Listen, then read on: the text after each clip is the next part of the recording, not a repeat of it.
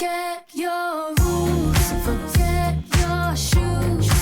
I've done everything you asked, but I wasted time. Forget your truth, you're just cruel. I swear anything's better than you. Catch you on the flip side, catch you on the flip side. So goodbye. Funny how it works sometimes. Yeah, we kinda hit it off at first. Checking every bar in town, all the sleepless nights until things got worse. You're so manipulative, trying to convince me of the shit, but it didn't work on me. So, baby, let it be. You could try to sweet talk all you want, but I ain't that lonely. Baby, let it be, let it be. Forget your lies, forget your ties.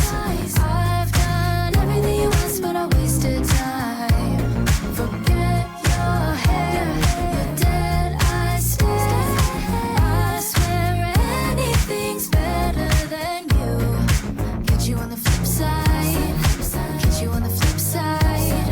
So goodbye.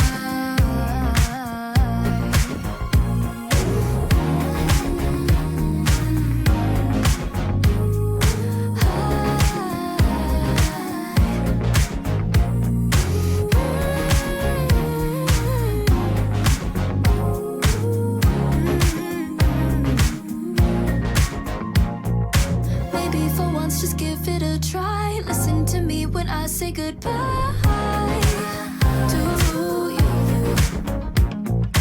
Maybe for once just give it a try. Listen to me when I say goodbye to you. Forget your rules, forget your shoes. I've done everything you've asked me to do. Forget your rules, forget your shoes. I've done everything you asked, but I wasted time.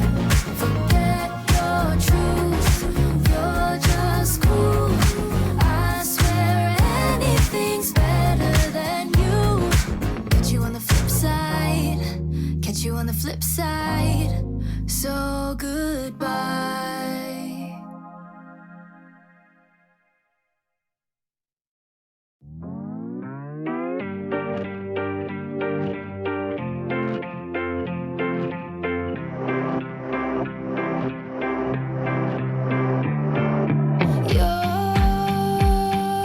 You're so full of yourself, and I'm full of you 'cause you're always in my space. Your apologize came a little too late. You look into my eyes and I always take the bait. After all that we've been through, I always knew I'd be the one to care a little bit way too much. So now I'm gonna make a fuss. It has always been about you, never been a table set for two. You never care a little bit, not much. So now I'm gonna make a fuss. Do you see me now? Oh, do you see me now? Do you see me now? Oh, do you see me now?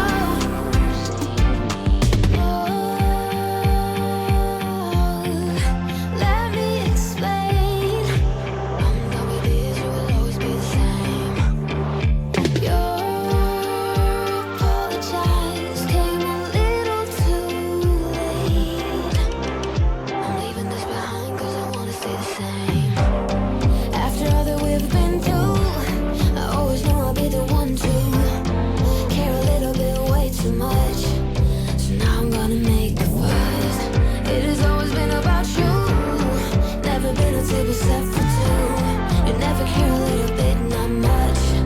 So now I'm gonna make a fuss. Do you see me now? Oh, do you see me now? Do you see me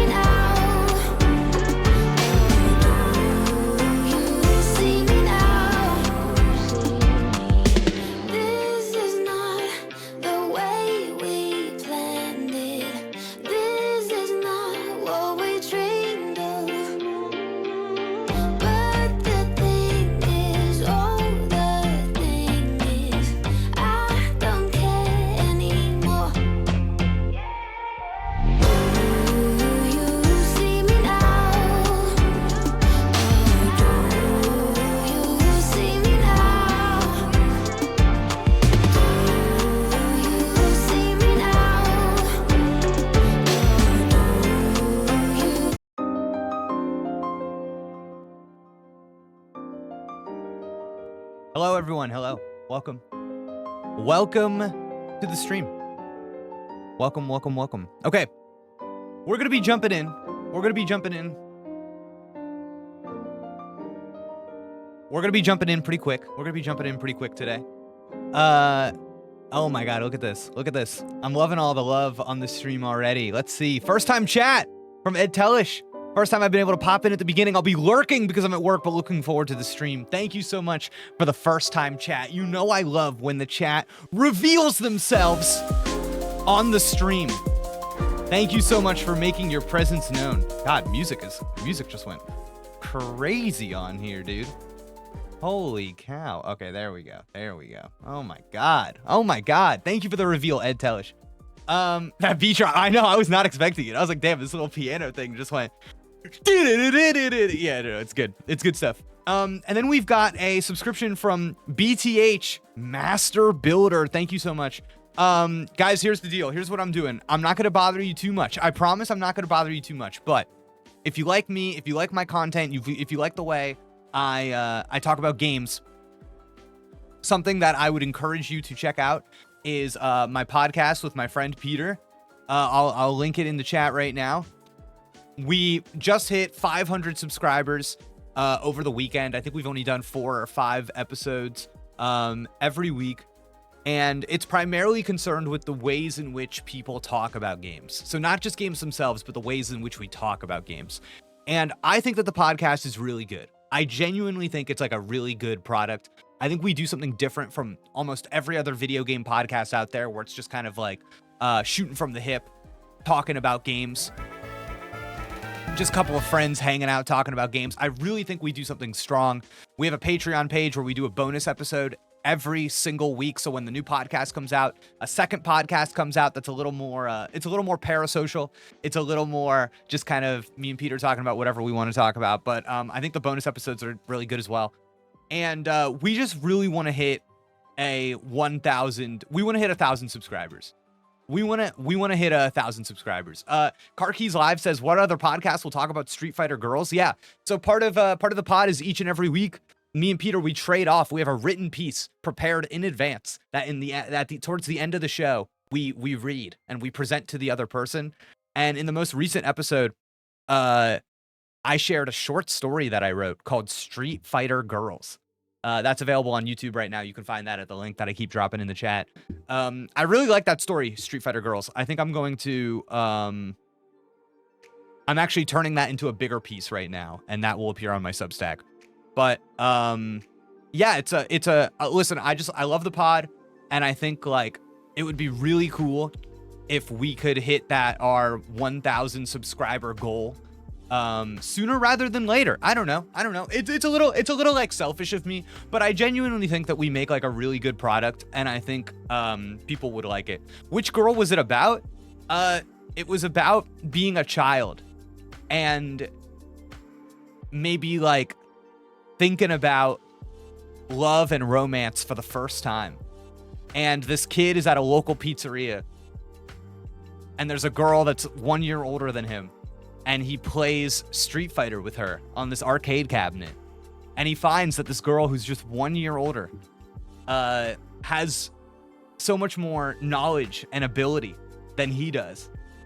And so it's like a metaphor, but there's a lot of, I don't know, there's some Street Fighter in it. So, but yeah, it's, I really liked it. I thought it was a really strong short story. And that is available in our Hollow Knight reviews episode towards the end, around like the 55 minute mark, maybe. Really liked it. Yeah, really liked it. So please, if you are interested, throw us a subscription. It's free. Really want to hit that 1,000 subscriber goal. Okay. And then the only other thing going on right now for me, and then I promise I'll stop bothering everybody and we will play the game, is that I have a review that I wrote for Donkey Kong Bonanza. I wrote a review for Donkey Kong Bonanza, and that is up right now as well. I know reading sometimes is tough for people, so on almost all of my Substack posts, you can just hit the play button at the top and you can listen to me read it. And I think that the audio version is pretty, I kind of lean into the performance side of it.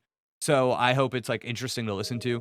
But if you're curious about my Donkey Kong Bonanza review, I will post that here as well. So there you go. Okay. Thank you all. I see that a bunch of people already subscribed to Critical Error on YouTube. I saw that our subscriptions just jumped. Maybe like a couple dozen people. So that's really kind. Thank you all so much. I really appreciate it. I read it. That was wild. Thank you. And we, of course, We're best friends. have Right? Contus Maximus with a 4-month sub. Thank you so much. And Kana Emiya with a subscription. Thank you both so much for supporting the stream. Excited to get in here, get you some Xenoblade without any interrupted yaps. Obviously, if you can't tell, I've been pretty busy, so the streams have not been as frequent as I would like. But I'm hoping that from here on out, we can kind of get in a more regular schedule, because I'd love to start taking big chunks out of this game. Got a little caught up this morning with stuff I've got to do for my professional work. So we're starting a little bit later. Stream's going to be a little bit shorter, but I appreciate people being here. Again, I think we're going to have more frequent streams. So even if this stream isn't quite as long as they normally are, hopefully it's not going to be too long till the next one. Okay. Thank you, everybody. Thank you for supporting the stream. Oh my God. What a pleasure. We're Oh God, people are being so nice. We best haven't even friends. started. Right? We haven't even started. You found Aaron. Thank you so much for the sub. Really appreciate it. God damn. Okay. Yeah, you guys are crazy. Oh, if you permit me, if you permit me a question before we begin, is anything in particular keeping you hooked right now, or is nothing quite there yet? You know, genuinely, this is a fun question. You know, genuinely, what's keeping me interested, and I think that this might be nearly 12 hours on the. Yeah, you're right. We've put a lot of hours into this. This might not be what people want to hear, so apologies. But I just have questions about where this is all gonna go, because I find that the story in its beginning, I don't know if this is a popular opinion or an unpopular one, I find that it's kind of not setting itself up super strong. If I could be quite honest, I find that there are a lot of, you know what? Okay. What's I think a good way of putting this that might be helpful to people is that I've been thinking a lot about, if people were here for my Xenoblade 1 stream, you know that I loved Shulk. I loved Shulk. Anytime anybody asked me, they were like, what are you most interested in? What do you like about the story? I always said, damn, honestly, I love frickin' Shulk, dude. I am like on the ride with Shulk. I'm ride or die with Shulk. I thought his immediate circumstances, he felt like the right hero for the story. You know what I mean? There's so much, if you've ever read a craft book, if you've ever thought about kind of like the art of craft and writing a story and creating your protagonist, there is so much like writing and academia that goes into like the right hero for the story. You know what I mean? And what I mean by that is, I've actually been going, this is one of my favorites. I've actually been going through this one again. My wife is actually reading it right now, and I think she's finding it good and helpful. This one. Lisa Krone's Story Genius.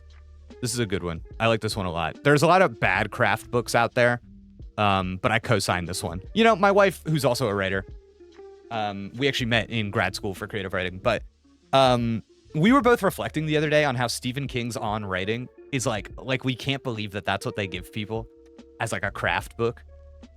It like makes us mad because we both feel the same way. We're like, we like the memoir parts of On Writing, but the actual like it's not material enough. It's not actionable. I feel like it's too yeah, I don't know. But anyways, so we really like that one.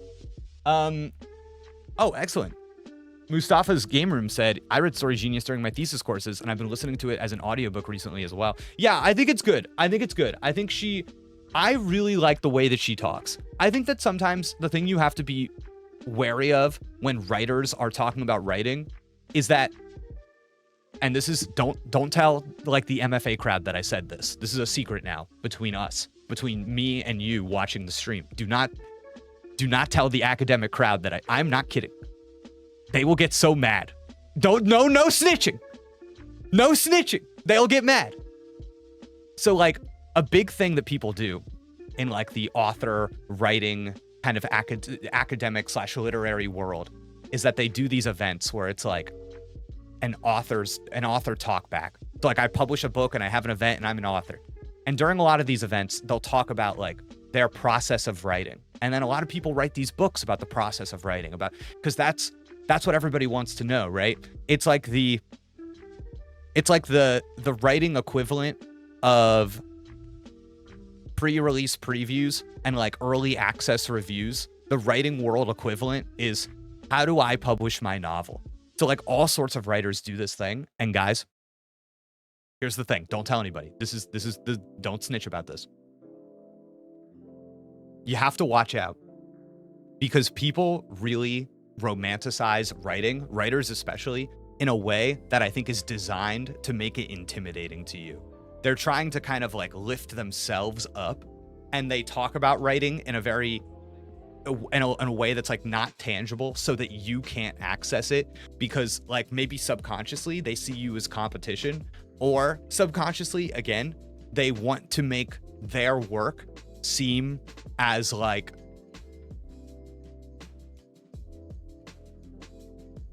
intangible and magical as possible, to kind of give it a lot of emotional depth and meaning. So if you were ever listening to a writer talk about the act of writing and it feels entirely inaccessible, that is because that person is not a teacher, they are not a mentor, they are not a coach. They're doing something for themselves, they're not doing something for you. So keep that in mind. And this book is where I'm like, this person is doing something for you. They're doing something for you. They want you to actually get something done. They want you to get something out of this. They want you to learn. They want you to go somewhere after this. They want you to take this and do something with it. It's actionable. It's normal. I had when I was in grad school, I interviewed this author, Mike Chen, who is awesome. Mike Chen is awesome. I think I got a Mike Chen book here. One second.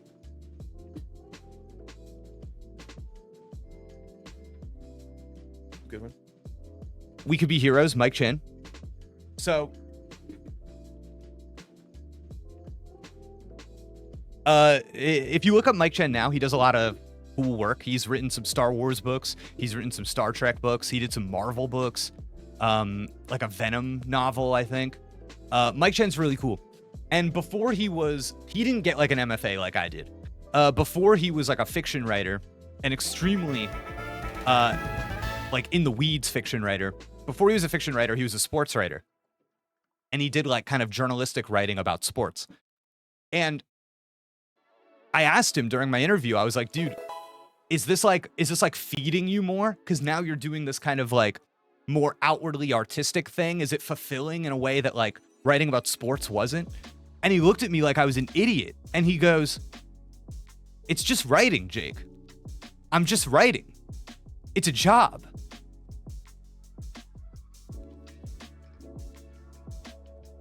And I just never had anybody say it to me like that before. I was just so used to artists being like, oh, yes, let me tell you. And I was like, damn, dude, dog. It hit me like a bus. It truly hit me like a bus. I don't know if it's affecting people listening to this as much as it affected me, but it like actually hit me like a bus. I was like, damn, it's all just writing. It's just a job. And like, could you imagine any other job? Or if somebody said, like, how do you do it? They were like, well, first I have to get my morning coffee. And it needs to be an almond milk latte with you know, and then I have a special spot in my house. I like to put on classical violin music. And then at around 9:13 a.m. is when I do a deep breathing exercise. Like, could you imagine? Could you imagine if anybody talked about their job like that? And they were like, and then I start doing my accounting work. And that's when I start writing tweets for the Build-A-Bear Corporation. You know what I mean? Like, I don't know. So just be wary of like writing advice and how to write and how to publish stuff, because so much of it is coming from people that I think have like no business telling you what to do. I even said this on Blue Sky maybe a couple weeks ago at this point, but there was this thread going around where you quote tweet it and you give out writing advice. And so many people gave out the worst writing advice I've ever seen. I literally said online, I was like, it's very obvious that a lot of people giving writing advice have never taught a writing class. First I make myself really mad, and then I scream everything I want to say. I'm like, shut up, bro. It's so you're so stupid. Like, if you want to keep it like a romantic thing in your head that is like ultimately meaningless, that's fine, but don't inflict that on other people. Sorry, that was a big tangent. I hope that was relevant to someone. Okay. Anyways, talking back about Xenoblade now. I've been thinking a lot about the difference between Shulk and Rex from the outset. And I've been thinking a lot about what makes a good protagonist. And just like basic building blocks for people, like a story is really, most of the time, only made meaningful through the protagonist's kind of like struggle with whatever it is that the story is presenting. So with that in mind, you have to consider this idea that if a story could exist without this specific protagonist, logically, that would kind of say that you don't have the right protagonist yet. Oh, you know what? I'm so sorry. I think I missed one. Uninformed Pleb coming in with the 7-month sub. Thank you so much. You know, we've been streaming for so long that I do need to make I'm going to make new subscriber icons. So if you're like 7, 8, 9, 10, 11, 12 months, you'll have a new one soon. I got to get on top of that. And then Hyper Luigi, thank you so much for the 6 months in a row sub. Oh yeah, I forgot that White House announcement. I think that White House announcement is nothing, by the way. I think it's just going to be like, we're moving where the space operations to Alabama or some shit. I don't think this White House announcement is anything. But anyways, if a story could exist without your specific protagonist, then you have maybe chosen the wrong protagonist. And I kind of think, chat, at this particular point in the story, I don't quite understand why Rex specifically is the protagonist that we need. I think that what the game wanted to do, I think that their intention, and this comes back to that like poor choice where Rex is like, I'm going to go with you on this journey and get you to Elysium. I think the logic could use some editing, some rewriting, is that Rex is kind of predisposed as somebody who believes in Elysium. And I think we've kind of been shown that in this world, the other characters he interacts with, something that makes him different, is that everyone else is, I think, much more skeptical of Elysium. So when Pyra is like, I need you to get me there is a degree to which, like, maybe some people would say no because they don't even believe it exists, but Rex does. So Rex says yes. He affirms, he answers the call to action. But as we've been over, I do find it to be kind of weak because the other choice was to die. So it doesn't feel like a real choice. It's like, hey, do you want to go on an adventure or do you want to die? So not great. Not great.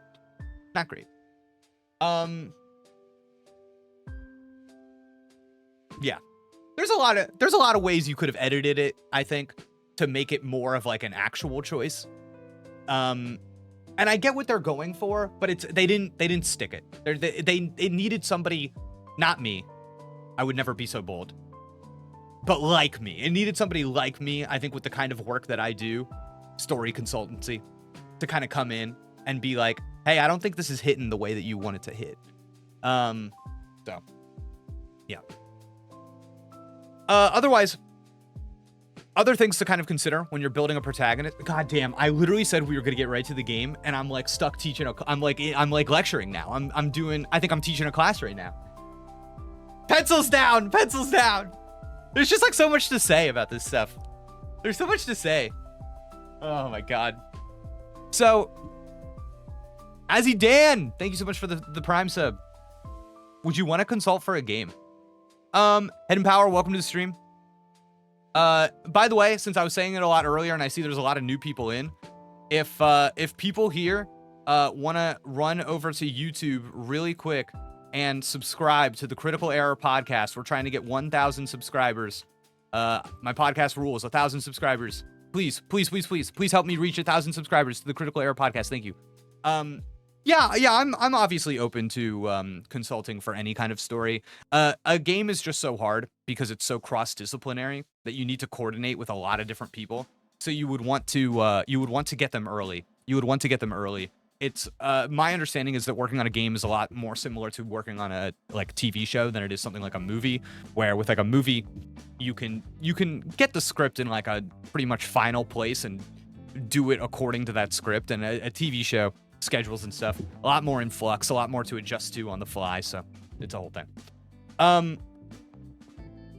What are some of the things that make Rex different from those around him in terms of character, in your opinion, Jake? So yeah, so that's characterization. What makes a character different from the people around them? And I genuinely do think that it is this sense of almost naivete. It is this this enthusiasm, this goodness, something that Rex does that I think is maybe supposed to be demonstrably one of his core core attributes is how he like sends money back home to wherever he's from, to like his like family or people in that village or whatever. I think that is supposed to be kind of like a demonstrable, like, oh, that's who Rex is. That, and I think like that conversation at the beginning where he's talking to Gramps about Elysium, I think that's supposed to be like, oh, that's who Rex is. If you were writing this game, what would you do to make Rex feel like the protagonist that this story needs?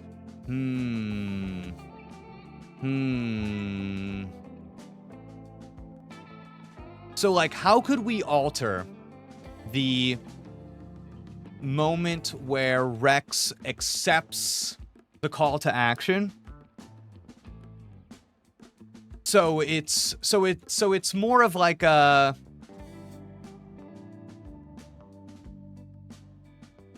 real active choice, and not just I don't want to die, right? And it doesn't read as I don't want to die. It doesn't read as I don't want to die, but I do think that is like why it is maybe why it doesn't like emotionally pull me in, right? So let me think about this.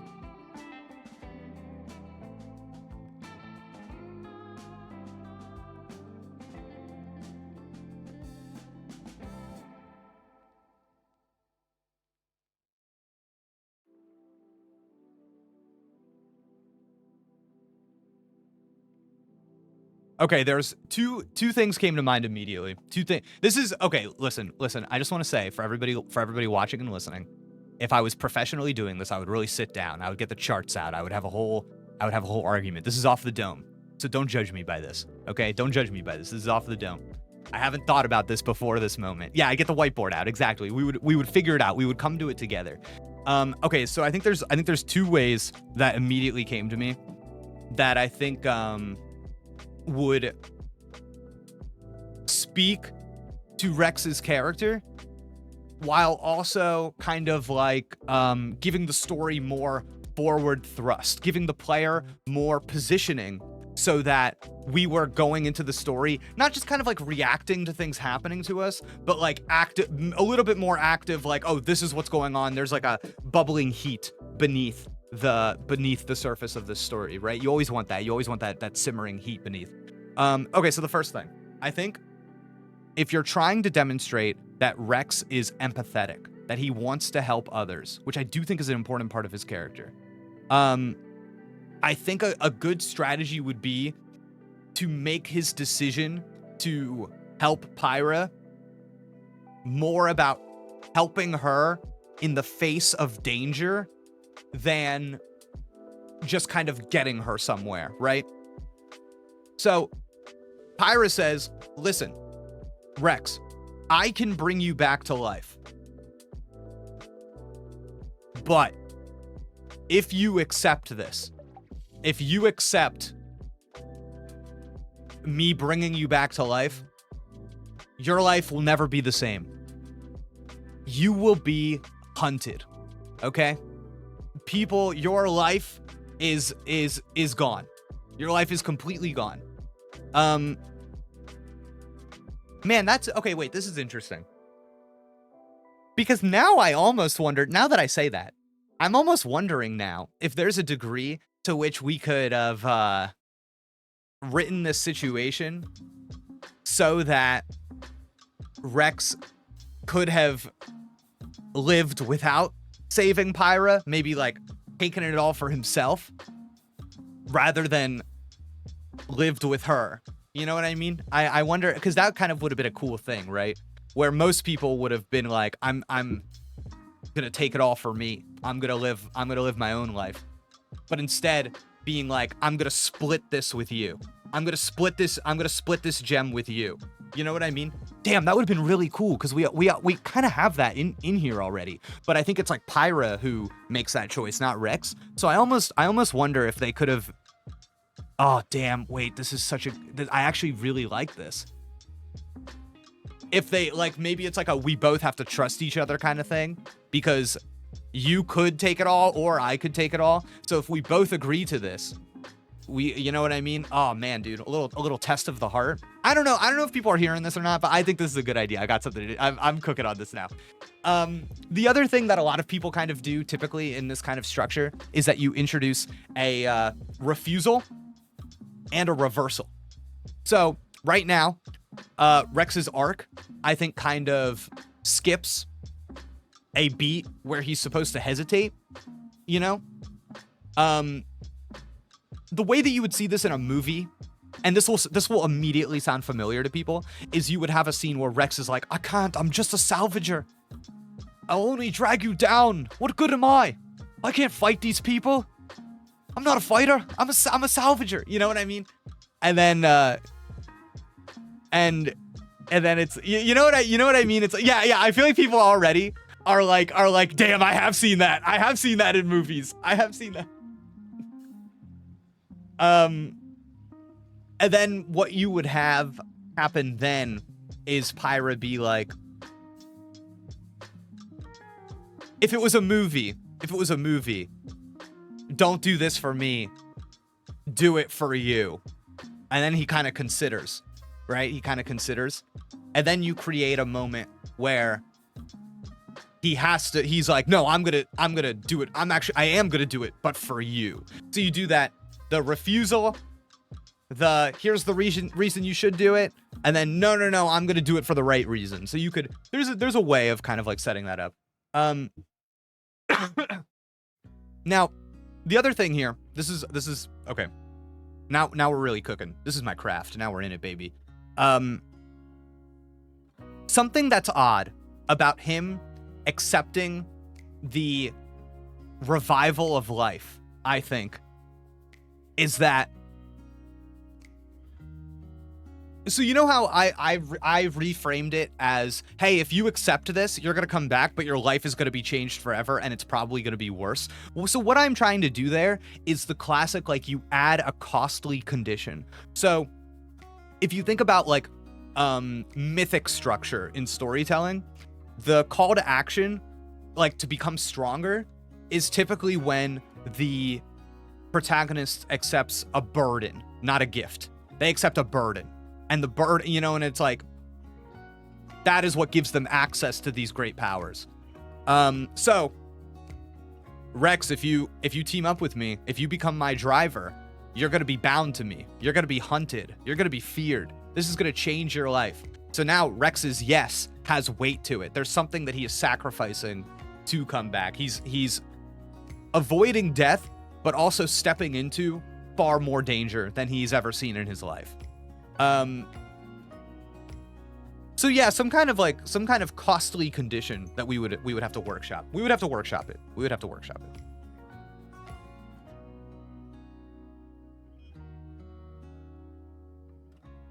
So I think what I'm going for, though, what I would want, chat, is that I would want him to make a decision that dramatically shows the audience that he is more interested in helping others, even if it is at a greater risk to himself. Because right now, I think that they're trying to say that's who Rex is, but because that part of his character wasn't part of the most important moment of the story, his revival and his bond with Pyra, because those things were divorced, it doesn't feel important to his character. It feels like it's part of his personality and stuff, but it's not like, coming back to the first thing that I said, it's almost like you could have put a lot of people in Rex's shoes and all of the same decisions would have been made, you know? Whether or not the kind of color and how they talk about them is the same, that's neither here nor there. But I think a lot of the same decisions would have been made, right? Why would Pyra know that they would be hunted? She's been asleep for the past 500 years. So because this is fiction, you can create a reason for all of these things to be the case. You can just adjust the story. You know what I mean? You can, yeah. Not hard, you know? Yeah. Oh, man. So, all right, cool.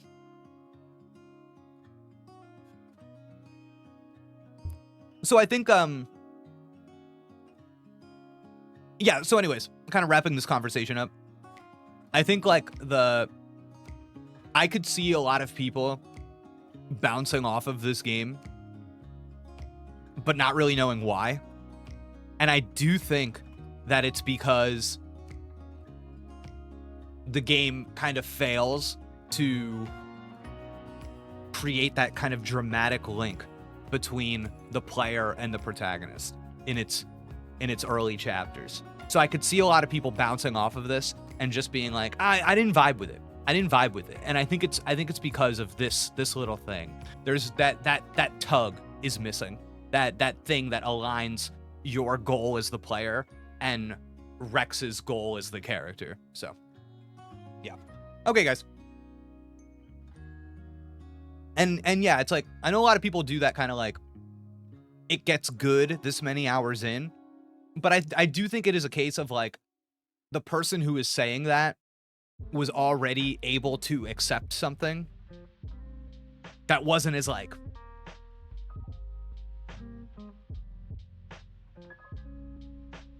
well structured or articulated as it maybe could have been.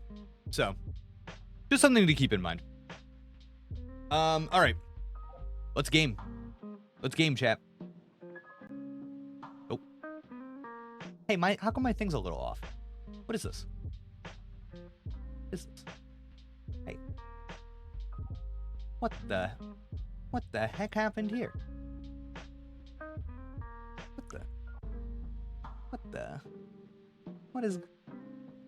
What is going on here? Hold on. You're good. We'll just buff out those scratches. All right.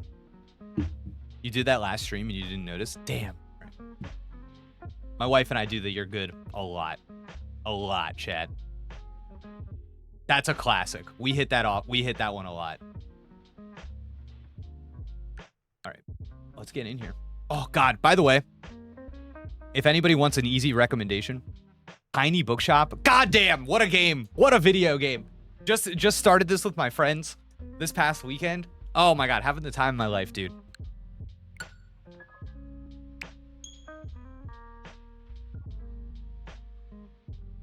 Yeah. You run a little bookshop, and you like pick what books you have on stock, and you're trying to like have the right like balance of genres and all this other stuff, and like making your shop appeal to certain people. And then people come in and they'll like need a recommendation for a book, so you get to pick which book on your shelf you want to recommend them. And they're real books. They're like actual books that exist in the world. So you're like reading like the little summaries of real books and being like, do I think that this person would like this book based on the things that they say they want in a book? It's very cool. It's very cool stuff. All right, chat. Let me just get my my situation here ready. Oh, see, Bungle played it. Bungle loved it. One small stupid question. Will the Xenoblade 2 playthrough be free for everyone on YouTube? Sorry if the question is stupid. So, the Xenoblade 2 playthrough is currently, the Twitch VODs are free, and they're free for like 2 months. And then the YouTube VODs are on my YouTube channel, but they're for channel members only right now. That's what I'm doing right now. There is a chance that I will do something else in the future, but that's what I'm doing right now. The books are real? Yeah, the books are real. It's awesome. All right, chat, let's get in. Chat, do we need to start with do we need to start with a, what do you call it? What do you call it? Gacha? Is that what they call it? Do we start with a gacha?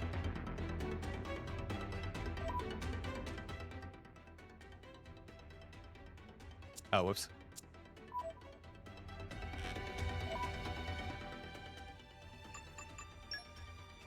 Bonding.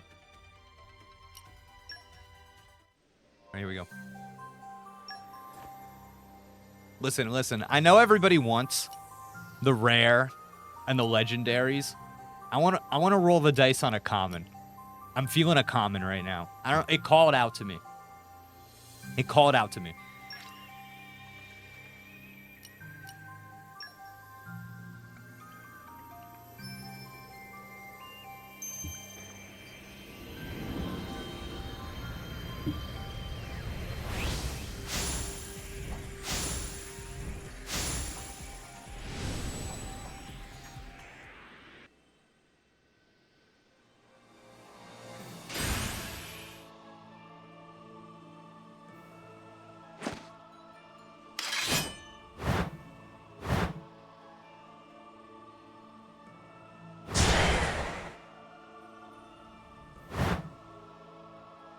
Trust my power to you.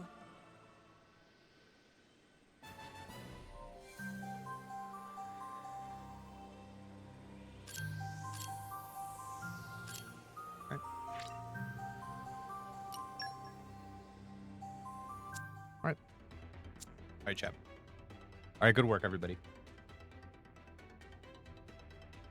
Vikas Madi, thank you so much for the Prime sub. Azzy Dan, thank you so much as well. And wait, what did Vikas Madi say? Keep on teaching. Plenty of bozos out there just playing. Damn, dude. I don't know if there are plenty of bozos out there just playing. If I had to guess, I would guess I'm probably the only person streaming this game on Twitch right now. Man, maybe that's not true. What do I know? I like it though. Oh, look, there's my new one, chat. There's my new one. Wait, why are... Oh my god. Alright. Oh, shit. Do you think we can take him? And hit! Let's show him a thing or three. Alright. Dora will try not to get under Rex's feet. Don't forget! Why not? Poppy. Yeah! Ha! Yeah! Ha! Didn't Ha!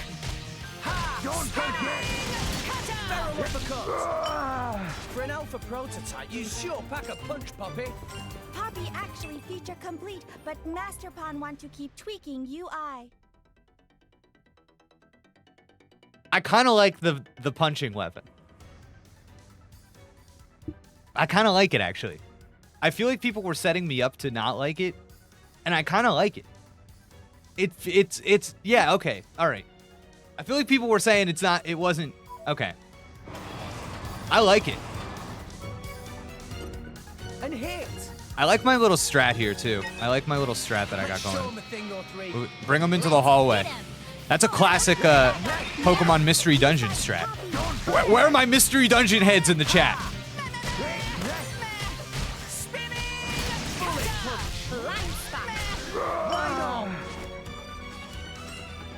Yeah!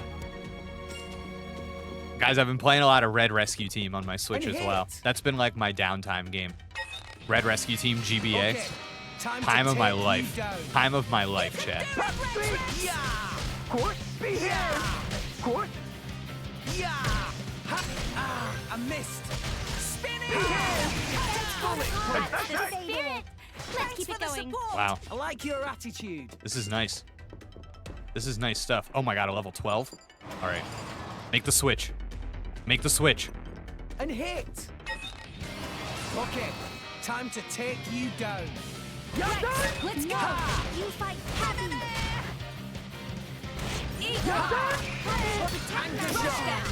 Thanks for the start. Spinning.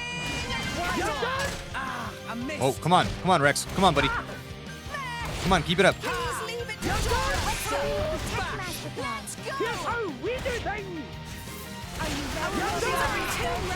Double spinning hit. Defense protocol Yeah. activated. Master Pawn, Poppy's right arm is malfunctioning.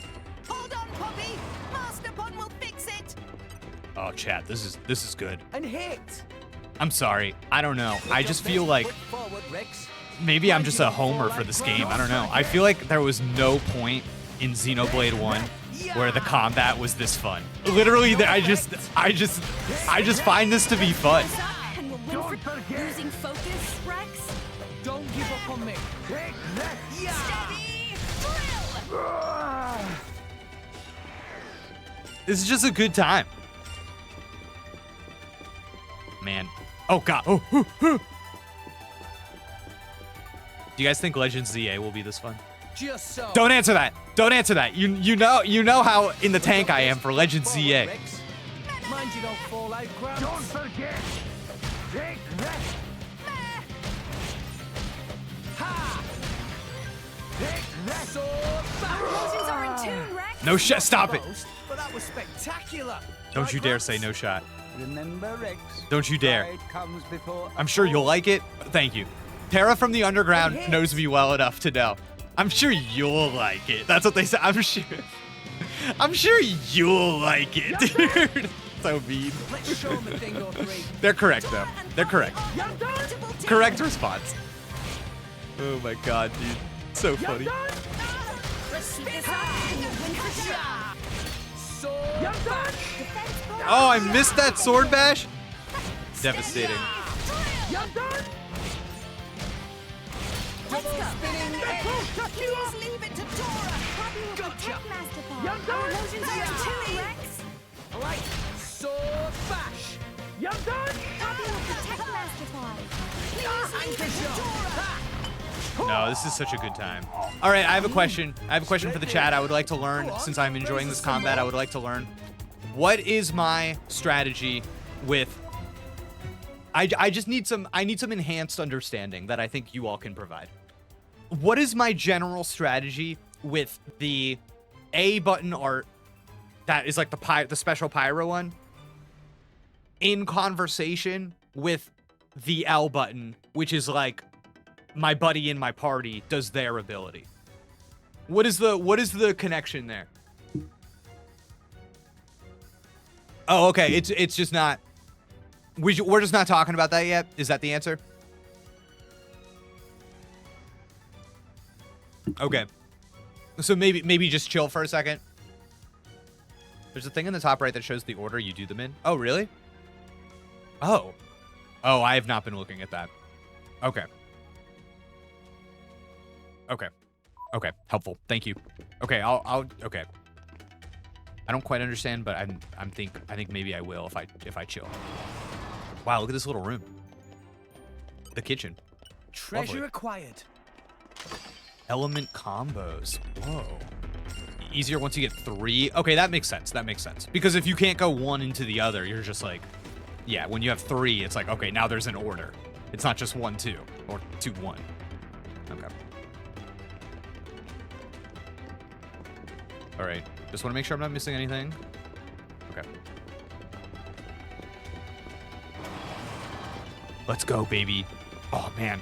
Okay, you know what else is good? Not to glaze this game too much, but I think as a location, this already is like a pretty strong location. Like, the first Xenoblade game had a lot of good, like, regions, a lot of good, like, big open areas, but I don't think it had a lot of good, like small interiors, like, actual locations. I feel like this is a good location. This is nice. I'm into this. This is a good, like, I'm definitely in a video game, playing a video game level, but I'm also like, Okay. but I like time to it. I'm not take you bothered down. by it. You know, in Xenoblade 1, when we were doing like video game stuff, I was definitely a little bit like, man, this is so video game that I can't even like, I don't even know what to say. I don't even know what, you know what I mean? Oh, man. That was wonderful, Rex. But really? I'll try even harder for the Hey, next one. Just you wait. I can't reach that little thing. No. It's gone forever. Damn. Oh, wait, I got it.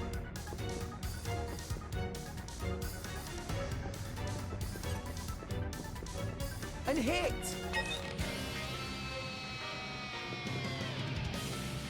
Oh, hold on. I want to hit that first time chat. Sorry, I got distracted. Somebody was asking for a rec, and I'm sorry, I fumbled. I started a battle. Let's keep this up. For sure. My thoughts exactly. Thanks, Poppy.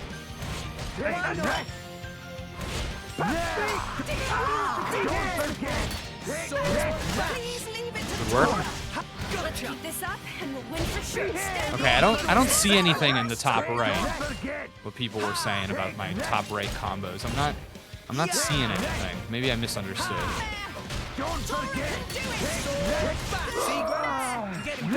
It only shows up when you use the special. Oh, okay. Let's give it a look. Let's give it a look. See. Poppy Alpha. Oh, Why not? Fighting make Tora toasty toasty. All right, chat. I don't know what that was, but it felt good. Okay, good. Ooh. Ooh. Oh, that was nice. Oh no, guys. I think I like this game. Okay. First time chat. Do you have a go-to fiction book recommendation? Any genre, looking for something new? Damn.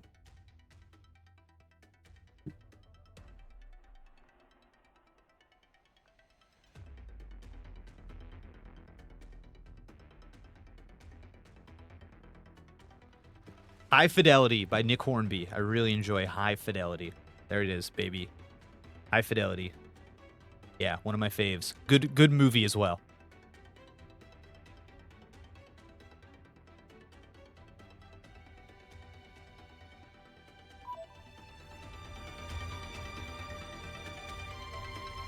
It's a new day, everyone. Shut up, Rex. Rise and shine. No, stop it, everyone. Hold on, let me get an enhanced look at the map here. Okay. Wait a second. A special handshake spot. Oh my god, we must go see. We must. No! Okay. Fine.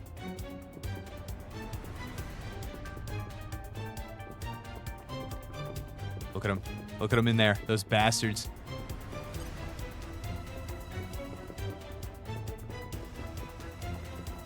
Huh.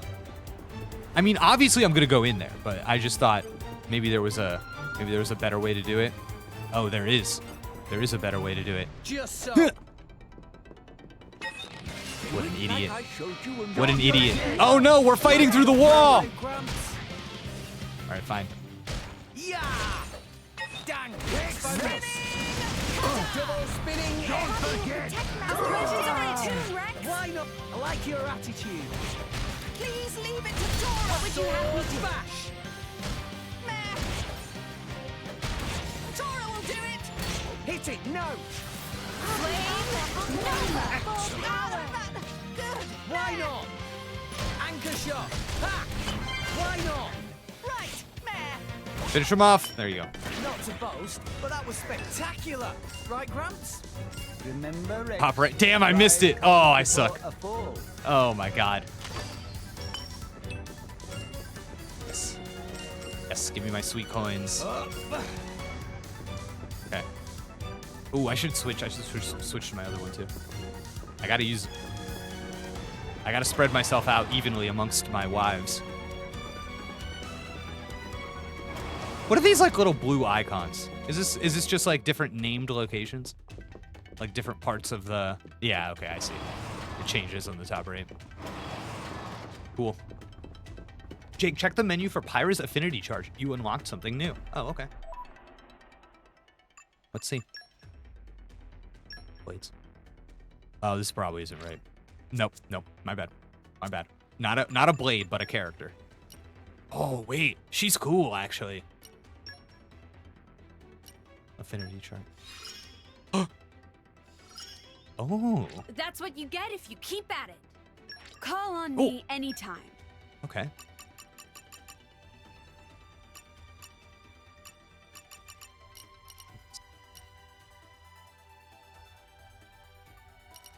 Oh, weird. Okay. What about you?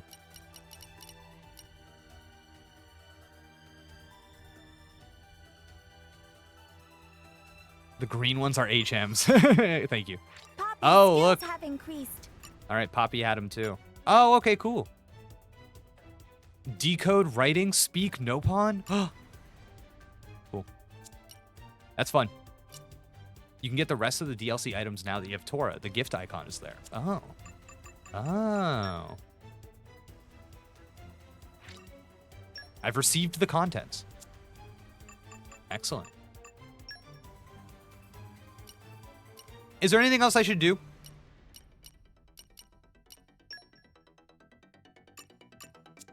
Should I equip items?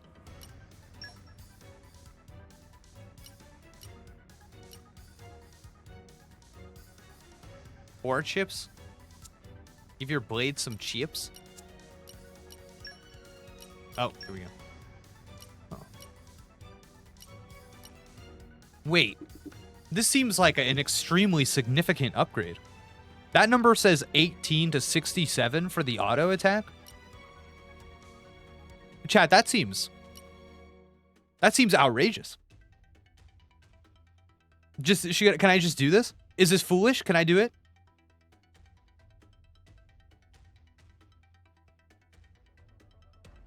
Do it. All right.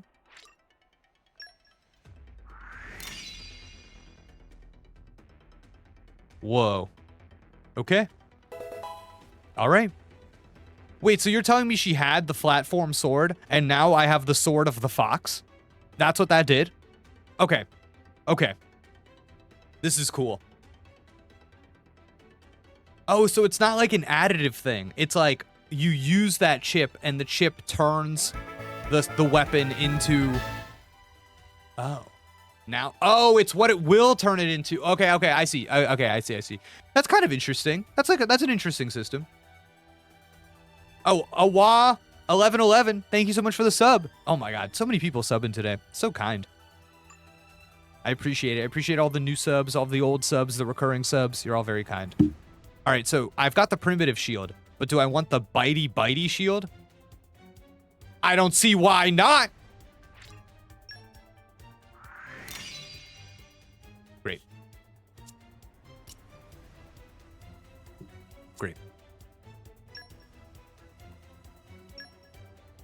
Wow. There's so much going on here, chat. And then what's your deal? All right, then I'll get one for you. Next one goes to this lady. Wow. Wait. I need chat, how do I get more chips? Now it's all I care about is the chips.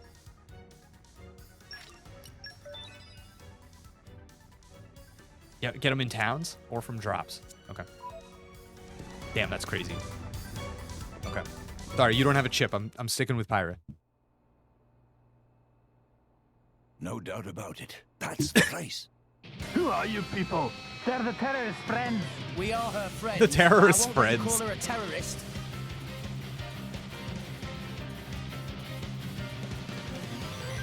Okay.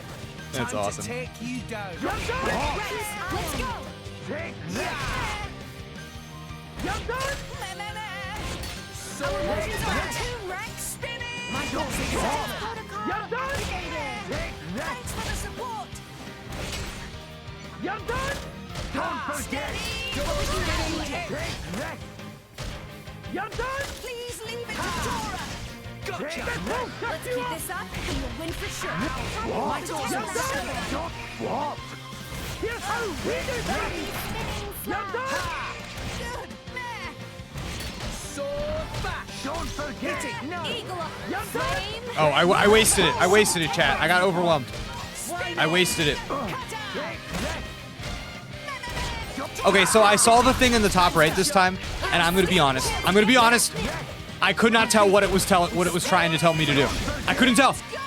Too stupid. Simply too stupid. It just looked like a bunch of symbols.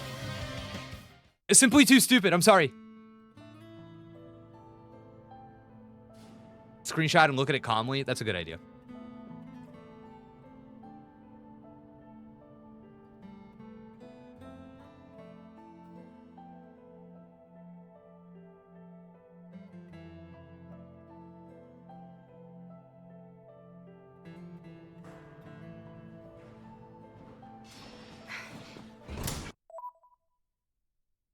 Okay. I'm mostly complimentary of the cinematic way in which these games shoot their cutscenes. That was really bad. That was like I almost can't believe it made it in the game. It was bad. It was like, okay, so first we show her sitting on the floor. Okay, now that we've established that, now we change it to black and white. Still sitting on the floor. Someone comes in, extends a hand. Okay, now back to her sitting on the floor in color. It was like, no, I'm so sorry. No, with like no audio cues. That was really bad. Oh man. It like moved so fast and so slow at the same time. Oh wait. I actually okay.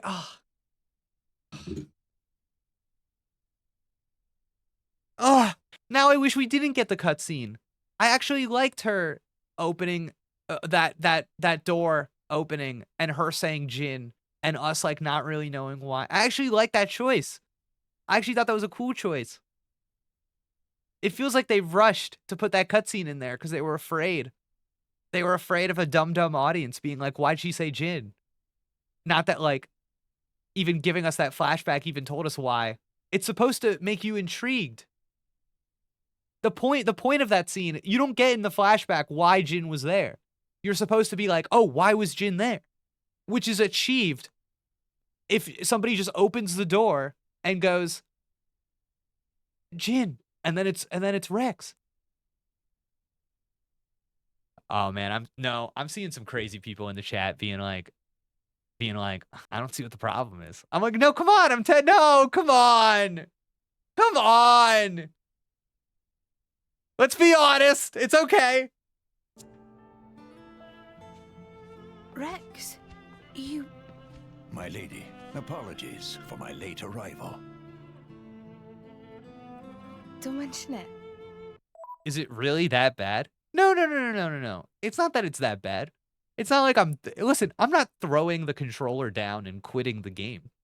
But I'm the close reading guy. I'm the close read guy. I'm breaking down the moments. I'm talking about the things that the other Xenoblade streams probably aren't thinking twice about. I do this for the good things and the bad things. You know what I mean? I think maybe that a lot of the ways that people talk on other streams, maybe people just aren't used to me. Because I'm not, I'm enjoying this. I'm having a good time, you know. I didn't think anyone was coming at all. As if we'd leave you. Always help those who help you. That's the second rule of the Salvage's Code. That's interesting. That's something. The Salvager's Code. The Salvager's Code. Would love at some point in this game to come across the Salvager's Code. If I could have like some kind of physical document of the Salvager's Code, that would make me happy. I don't know. Well, that's you all over, ain't it? Rex! Tora has found escape route! Hurry! A Nopon. He has been of some assistance. We made a new friend. Nice to meet you. Well, I think we've overstayed our welcome here. Time to get moving.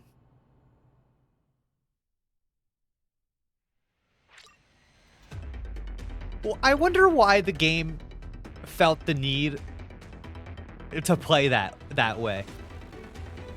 It was so not what the scene was doing. That was kind of weird, right? Only because there are times in these cutscenes where the audio is not there, like the production with the audio cues. So it was kind of funny that in that moment they were like, "Oh, you showed up for me. Oh, my past. We're all here. Ding, ding, ding." You know. Oh man. All right. Select a character to move. What does that mean? Oh. And it looks like you got Nia back safe and sound. Now you got 3 members in your party. I should explain about roles and classes. Blades are born with a role. Attackers, healers, and tanks. For example, Pyra is an attacker. Dromart is a healer. The types of blade that a driver engages will determine their fighting style. Each driver's fighting style will fall into certain categories called classes. Some classes emphasize attack, some defense, or some strike a balance between roles, and each class has its own special effects. It's up to you whether you just want to engage your favorite blades romantically or strategically. Select blades to achieve a certain class. Do whatever's best for your playstyle. Generally, blades can't change roles. As an artificial blade, Poppy is the exception. She can change her role using her Poppy Swap feature. Why is everybody making faces? What are the faces? Try your hand at Tiger to try and get a hold of the role CPUs that you'll need to change to try and get hold of the role CPUs that you'll need to change Poppy's role. I'm gonna take this one from the top. Try your hand at Tiger to try and get hold of the role CPUs that you'll need to change Poppy's role in Poppy Swap. That you'll need to change Poppy's role. That's brutal. Holy shit. There's something about this that is really not doing well for me. Now, if you've got all that, let's get back to the game. Holy shit. Okay. And make our escape. Oh my god. You got the level 1 access. Okay. Oh, I can probably get to the old handshakes now. Wait, are there new people back in here? Oh, let's go, dude. Let's go. Nia Gamble? You got it. We'll do a Nia Gamble. Bond. Oh, shit. All right. Let's hit a rare. Let's go, baby.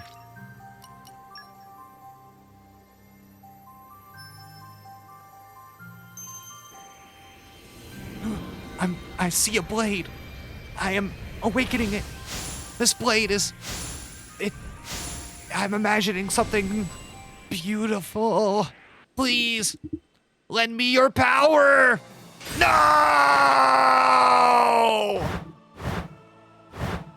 Damn.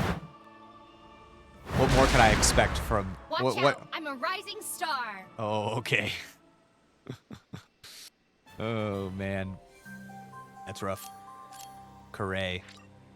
Is that this blade? I don't know. It's another water as well. So it's bad. It's a 2-star though. Should I do another one?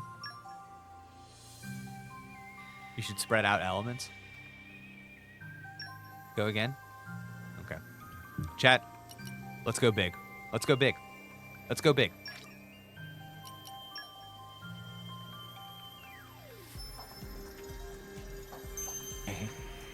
No. This time, my soul will ring true. With clear eyes and full hearts, meow. I will summon the best blade anyone's ever seen, meow. This is a reflection of my soul.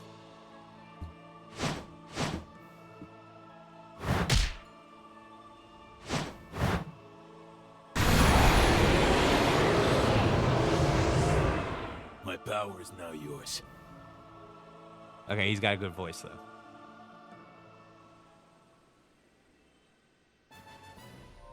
Chat saying again? What level should I do? Again? A common?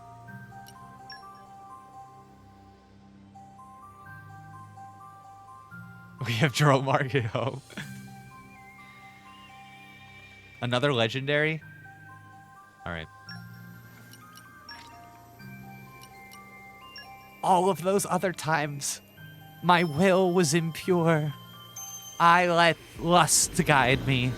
But this time, this blade, I will pursue love. I will pursue a real connection with this blade. Here I go! Yes! Look! It's... I'm Adenine. I aim to fulfill my intellectual needs through mediums other than books. Oh, no. Time to travel the great wide world and stimulate the synapses.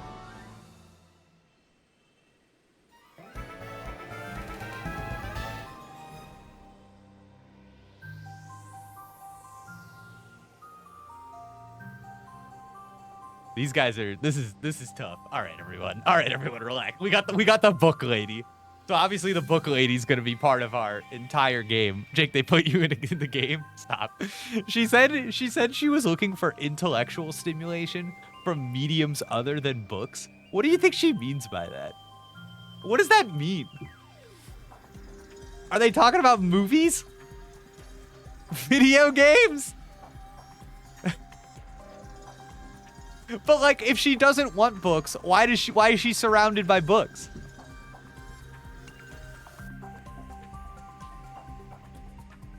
I don't get it. I don't quite get it, chat.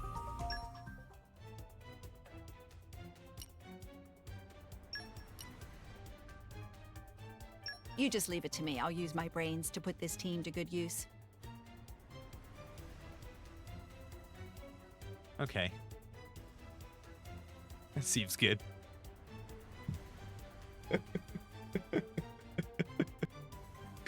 I'll use my brains. You know what? You know, like, what is everybody else doing? Don't worry, I'll use my brains. I like her, actually. I like her. I like how she has like a disaffected look. I think that's my favorite part. All right, this is good. This is good. All right, I have a question. How do I change which blade my teammates are using? You know how I press L with here to use? Oh my God, Zomar Ocelot, thank you so much for the bits. And Mecha Kuragane, 100 bits. More gambling. More gambling. All right. Listen, I'll do one more gamble. I'll do one more gamble, but it's going to be for Rex, and it's going to be a common. And then we're moving on. And then we're moving on. I can tell chat likes gambling too much.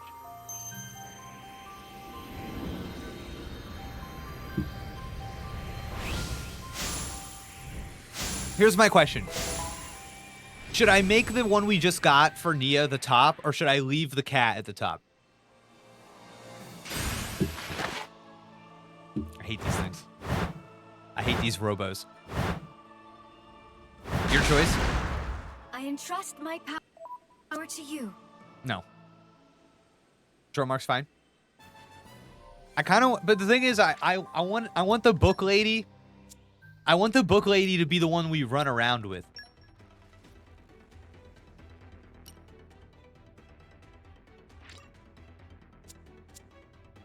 Put her in the top. Okay. All right. Some of these, I understand what they're going for with these menus. It could be a little better. It could be a little better. I'm getting, I get it. I get what they're going for, but it could be better. You just leave it to me. I'll use my brains to put this team to good use. Got it. Okay. Oh, wait. Okay. Do I have anything in my pouch? I have a little bit of a personal question, but I'll check. Question for the chat. Is there some kind of Pokemon release system where I maybe break them down into candy or something with the ones that I don't want. Will we do that at some point?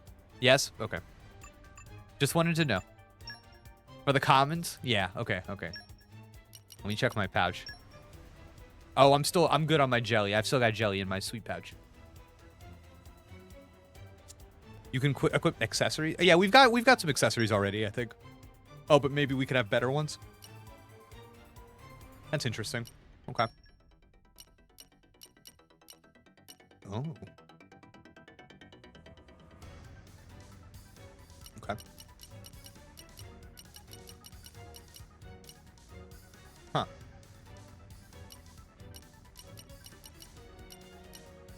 Ooh. Oh, Rex has got that already. Check Rex's affinity chart? Oh, okay. Wow, there's just like a lot of stuff, huh? No. No. We're holding. Rigid vest is good on Tora. You got it. You got it.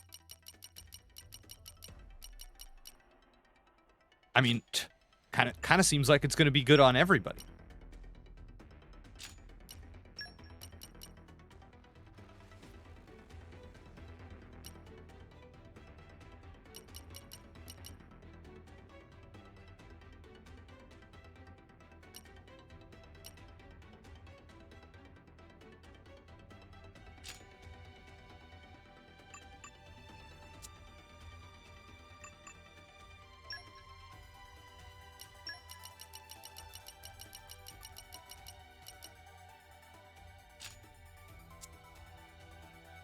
You might also be able to level arts. Okay, now that I am interested in.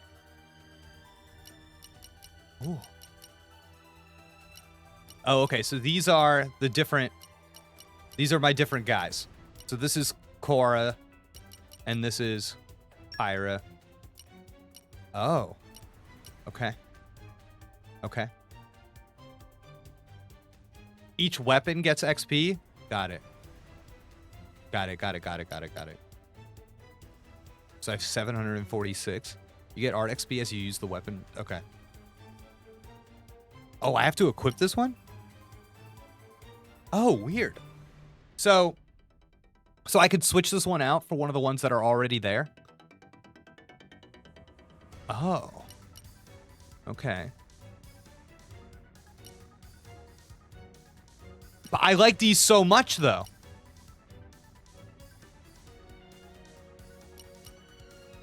What's the strat? What is the strat? I feel like my sweet brain. Keep what you like. It's fine. Okay. Okay. So what actually happens when I upgrade this? 20% chance to spawn 2 as opposed to 10, and the damage goes a little bit up? Okay. Damage goes up? Okay. Alright. Okay. Oh my god, I'm like torn with indecision. There we go. Okay. Okay. Moving right along. Okay, you know what? We've done it. We've done enough. We've done enough.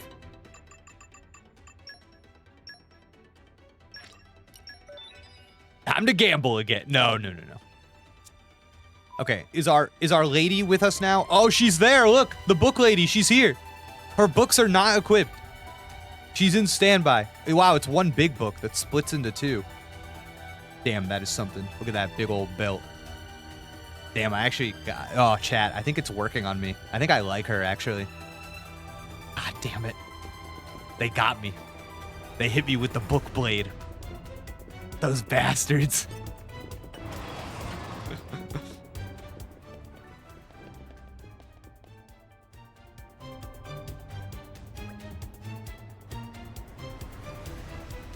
It looks like this is the way to the hangar.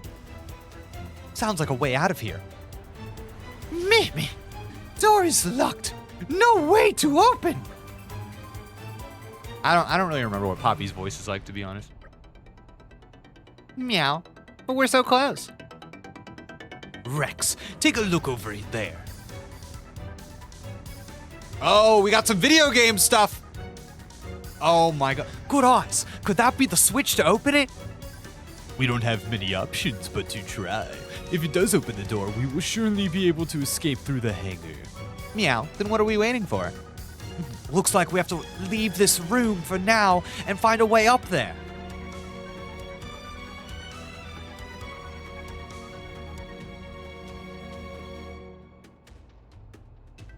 Okay. Oh, wait, hold on. Hold. Okay, seems important. Okay. Okay. Okay. Okay. Observing. Observing. Okay. Okay. Okay. Okay. Okay. Okay.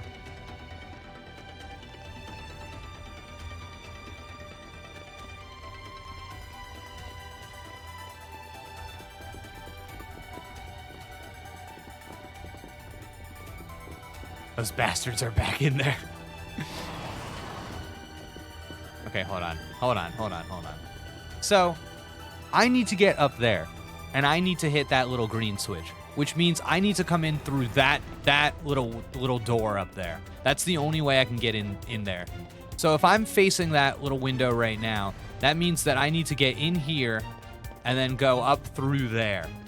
So really my thing is, how do I open this door? Unless there's some kind of rising platform situation that gets me, because this is conspicuous. This is so conspicuous. How come that just, there's no like end rail. There's no end rail there. So that's weird.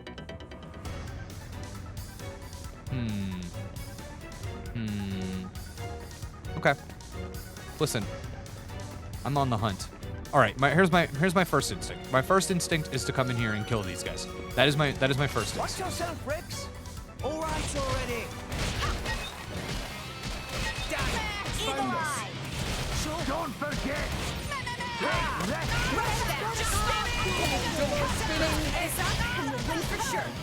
My thoughts exactly. Did I do?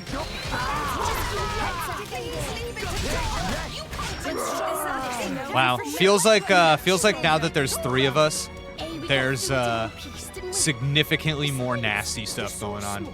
That seemed pretty different from the last time we fought those guys. That was interesting. Okay. Okay, so that's where we were. This is where we came from. We were already down here, right? This is where we got Nia. Okay. Oh, wait a second. No! I need to find some sort of control room. I need some kind of room in which I can press some buttons and let myself into inaccessible parts of this world. That's what I need. I need a room like that with a lot of buttons to press. Where is the button?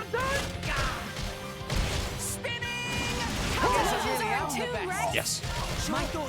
Yes. Yes. All right. Nobody mind me. Nobody mind me. Can I get a little map action? So watch out. Oh, wait a second. Oh, chat, I got an idea. Oh, chat, I got an idea. You're not gonna believe this. Oh my god, you're not gonna believe this. No, a staircase down? I wanted a staircase up. Come on. Come on. Yes! Oh, yes. Oh, baby. Oh, now we're talking. Okay. Oh, yeah. Wow. Was I even up here before? This is kind of neat. Look at this whole place. Oh, look at this. Wow. Chad, that looks like a control room. That's exactly what I wanted. Let's go, squares. Only I was 500 years younger.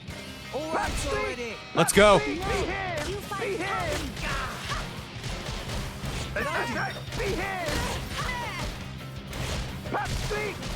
Let's keep this up and we'll win for sure. God. I could have done this blindfolded. Common core crystal? Oh, baby, I know what that means now. Put your best foot forward, Rex. Just watch this. Quietly. Oh, you can't do that.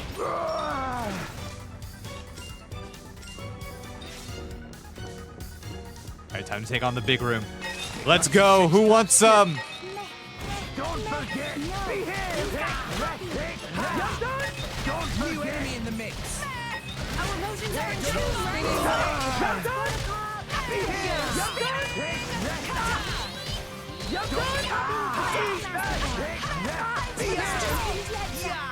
I guess I really am the best. And we'll win for sure. Who am I attacking? Okay.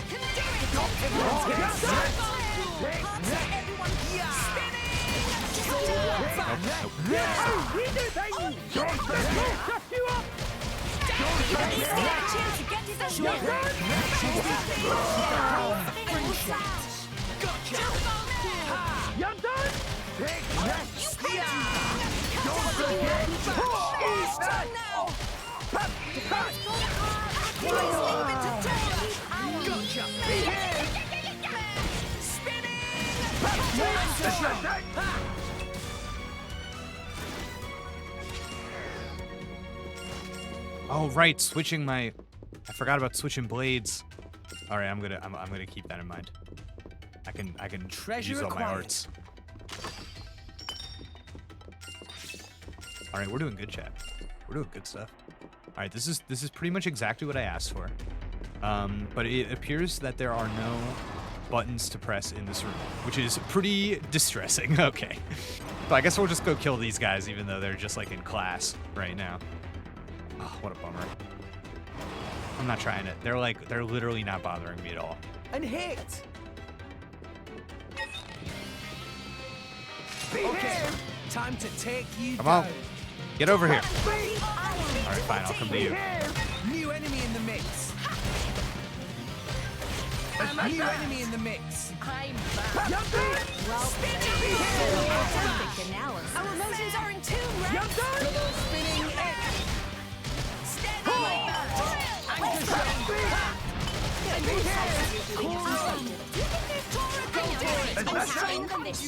Oh god, oh god, oh god, I'm so sorry.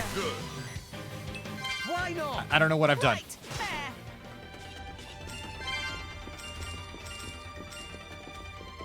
Charts and figures. Charts and figures.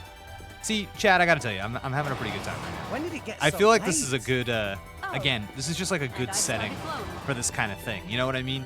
You go into the boat, you get your friend. Now you're making your way towards whatever.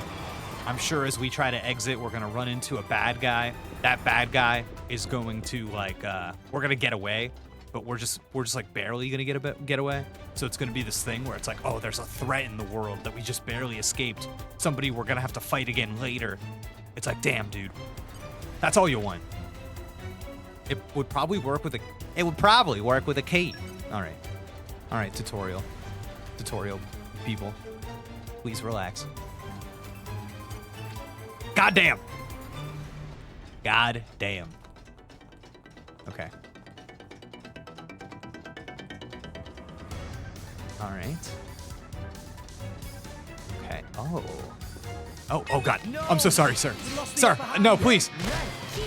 Can't we solve this any other way? Won't do. It'll be fine. Let's keep this up and we'll win for sure. I like your attitude. Rush down. Spinning edge.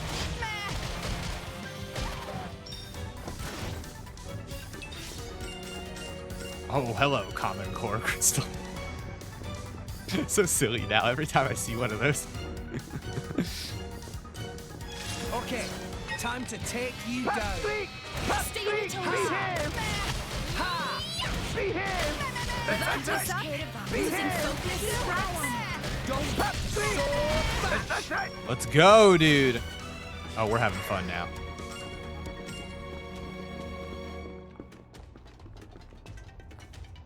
Have Adenine use her brain. That'll work. That's good. That's good. We should. Man, if only we could just like interact with Adenine and be like, Adenine, I need help.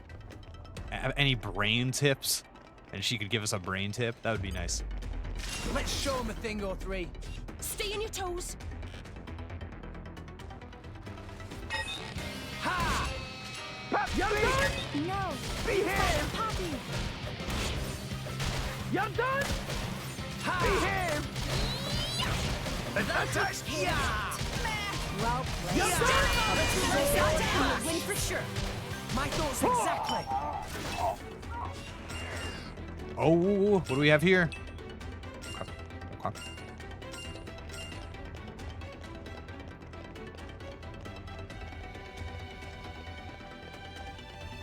Wow! World has many amazing places in it. Wow, it really does. Rest and enjoy view Look at for that a bit. thing. Dude, we gotta fight it. We gotta, dude. Come on. Just so. Okay, time to take you down. Oh, shit. Tora hungry and No. coming for You them. like Poppy. Yeah! Ha! Ha! Ha! Our emotions are in tune, Rex. Like spinning! Oh, I messed that up. Sure. Okay, that's fine. Ha! Ha! Double spinning eagle eye! Why not? Hey. What are you doing there? What are you doing there, buddy? Please leave it to Tora. Let's go! Let's go. Defense protocol. Rush down. Eagle flash. You don't stand a chance against Everyone's us. getting sight. So what do I need to hit now? I need to hit Spinning X. an earth attack? Is that what that's saying? Or do I need to hit a wind attack? I don't know. Let's do this. Now. I don't understand. Too stupid. Don't forget! Take that! And now I can hit another fire attack? Oh god, it's happening. Something's happening, chat. Chat, something's happening. Oh, I missed the button press. Oh my god. Oh my god. Something's happening. Something's happening. Whew. Okay, that seemed good. Salvage his honor. That seemed good. That means Okay. a lot to me, Rex. You did a blade combo. You did. I did it? Okay. Chat, that was cool. Okay, we got to figure out how to do that again. Wait, we got to do that way more often. Okay. That time was to cool. take you down. We can do this together. That's the point of the specials? Oh, okay.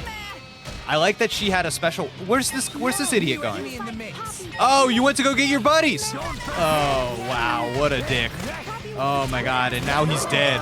Now he's dead. I hope he's happy. I hope he's happy that he went and got his friends. This up and you'll win for sure. My thoughts exactly.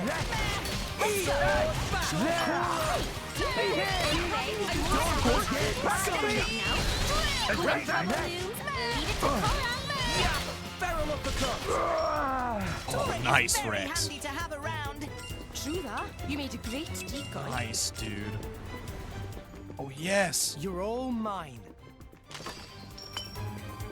Man, this is like somebody smarter than me could write about this. You know what I'm experiencing in this game right now that I'm kind of like, wow, I'm like trying to figure out what this quality is. I feel like that there's a degree to which this game is more like playable than the first one. It feels like I'm just like engaged in a way that I never really was in the first one. It felt like it was in my head. Now this one I'm like, no, this is just good. I'm just into it's just good actually. Tora hungry and coming for them. Oh man. Don't forget! Take that! Rush down. Why not?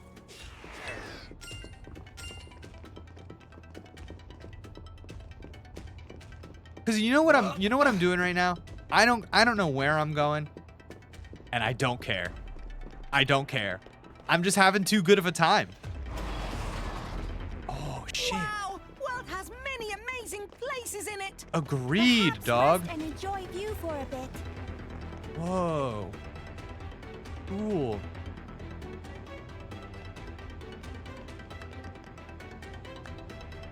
Okay. It looks like there aren't really any like buttons for me to press in here, which is interesting.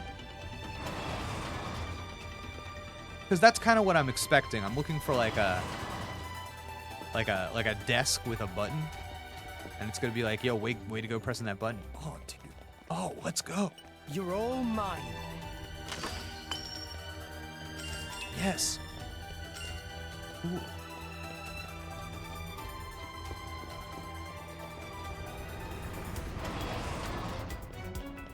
Let's see. Other side, same thing. Damn, dude. Ooh, wait a second. Wait a second. No!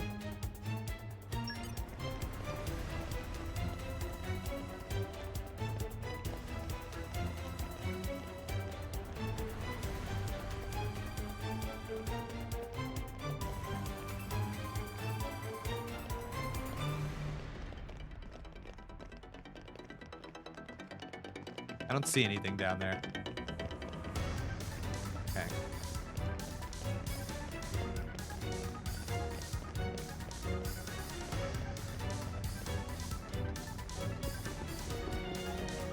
Okay. All right, enough is enough. Enough is enough. Let's get back on track. No. We're getting back on track. Okay, here we go. Wait a second. What is this? Little room. A little room. Oh, hello. Oh. Wait a second. What do we have here? Poppy power! Calm your mind.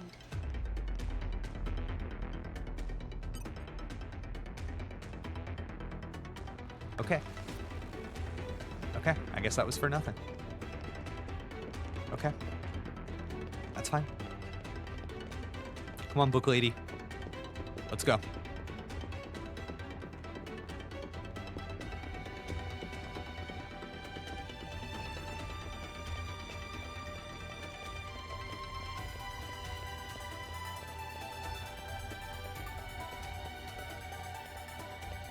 This is very, for my mystery dungeon heads, pulling up the map like this, very mystery dungeon.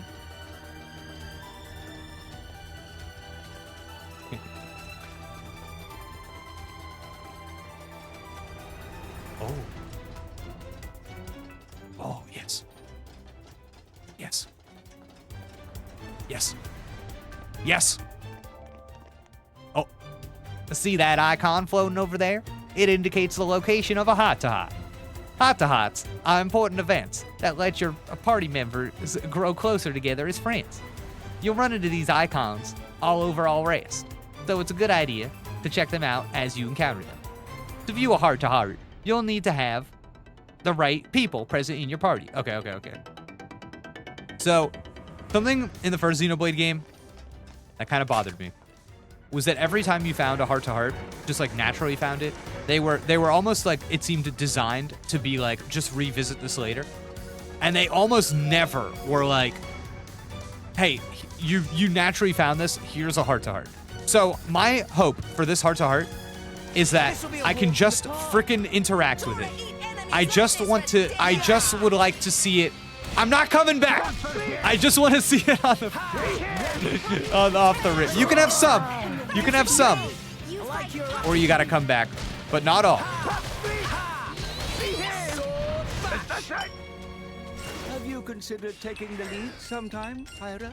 I'll think about it next time, Azurda. People might look at you funny though. Watch out.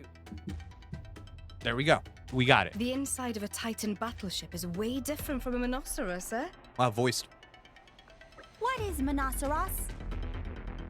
Rex, you saw it, right? Moored at a pier back in Gouldmouth. Jin and Co's black boat. Ah, that really impressive one. It runs without being hooked up to a Titan, right? I'm no expert, but yeah, looked like it. Sound awesome! Tora want to see too! You won't get the chance. Unless we see those Torna guys again. Bro. I hate that it's Tora and Torna. I hate it. It actually makes me upset. Like, I don't know. If I worked on this game, I would have been in the office complaining about this like every day for a year. I literally would have, they would have hated me. They would have fired me. They never would have hired me onto a second game. I would have complained about it every day for a year. Oh, God. Nah. Tora changed mind. No need to see. Master Pawn changed mind at drop of hat. Well, the Monoceros was pretty sweet, but this is nothing to scoff at either. For sure. It's full of things I've never seen before. Ah, that's because this vessel is result of latest breakthroughs in Ardanian tech. Regular folk never so much as set foot on board. You say breakthroughs in technology, but what you mean is salvage stuff, right? Not exclusively. I see lots of homegrown improvements as well. Like this, see? Whatever they've stuffed in here, it's been messed with so much, I can't tell what it was to start with. That control panel, it transmits signal to Titan nerves. By running cables to different parts of Titan from here, can control signal flow much more better. What? That's amazing. And this cable itself have 2.4 times the speed and 12 times the capacity of previous iteration. In other words, it's on whole other level to stuff other countries use. Ah, so if they put this in a smaller Titan vessel, it would work even better. Pinpon, correct! They seem to be having fun, but it's all gibberish to me. Poppy, what do you think? Damn. You control what she says?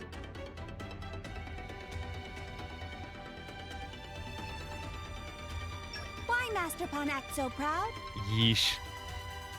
Hoo-hoo! Tora, very glad you asked. That because tech used in this Titan battleship is same as what Poppy's muscles and drivetrain use.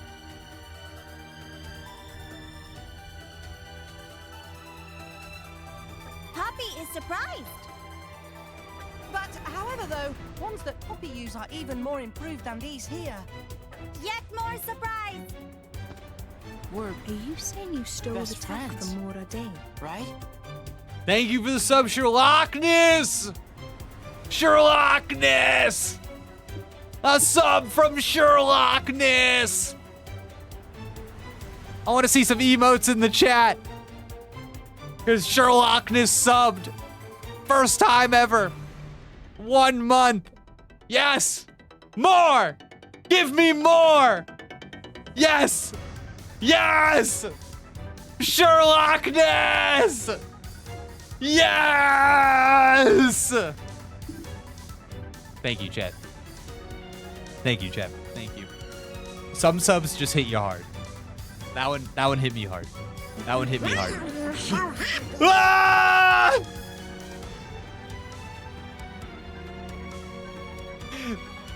but not available. but not available said challenge accepted. And they gifted out 20 subs to people watching in the community. Damn, a 20 bomb. but not available. Thank you so much for supporting the stream. but not available. What is the lore? What does it mean? but not available. What a name. Thank you so much. Oh my God. They've been but not available has been subbed for 4 months. They've been following for those 4 months as well, subbing from the beginning. Just supported the stream with a 20 bomb. God damn, but not available. You know, but not available. A lot of people in my life say that I don't have a butt myself. That's a common thing people say about me. Long back. Just back all the way down. At some point, there's just a crack in the old back. So I get it. I get it. We've all been there. Jake Lore. This is what happens. You would never have gotten this lore if but not available did not do this 20 bomb. Thank you so much for supporting the stream. I really appreciate it. 20 gifted subs is crazy, dude. This was actually a Jake heart to heart. Oh God. We should, okay, I'm gonna make those. I'm gonna make those in the future. I'm gonna make those I'm gonna make Jake heart to hearts and we can unlock them. That's a really good idea. I'm gonna write that down right now. That's gonna be a thing that we're gonna do on the stream. I will pre-write Jake heart to hearts, and I'll like record them. And then if we do like a certain amount of subs or something, we'll watch the Jake heart to heart. That's really good. I'm gonna get on that. And they'll give you like what heart to hearts do in the game. They'll give you like lore and stuff. Oh, that's so funny. Oh my god. We're definitely doing that. Oh, that's awesome. Oh, I love that idea. Thank you again, but not available. 20 gifted is insane. Absolutely insane. Oh my god. Oh my god, and Sherlockness with the first time chat. I've been lurking signed out since the Xenoblade 1 playthrough, but I have to watch one more goddamn ad. I'll throw my computer into a lake. Oh my god. I hope they're not too frequent. All right, cool. Oh, I'm like so excited to write Jake heart to hearts now. With dialogue choices. Hold on, writing down. Some, not all of them, but some will have dialogue options. That is such a good idea. I can whip those up easy. They will. I will make a little video, but they will be low budget. They will be low budget Jake videos. You know, okay. But the heart to heart will be good. One take Jake, exactly. Chad knows I don't do more than one take. Oh my god. All right, let's keep this going. Come on, Tora. Is that what you call sporting behavior? Thank you for the 100 bits, Zomar Ocelot. Appreciate it. Awesome idea. We love a low-budget film. No, it's literally like found footage heart to heart. Oh my, no, I see it so clearly in my head. I don't even want to say anything else. Oh my god. Give them names. Okay, so like title them because heart to hearts have names. Okay. Okay. Tora take calculated risk in service to cause of scientific advancement. As a result, not even our Danian scientists capable of reverse engineer Poppy systems. So, no worries there. Upon learning secret of Poppy's birth, Poppy feels sense of unease. Yep. Everything fine. Probably. Damn, acknowledging. Now, Rex, no time for chit-chat. Let's get going. I see. I did take a screenshot of this for the sole purpose of recreating it.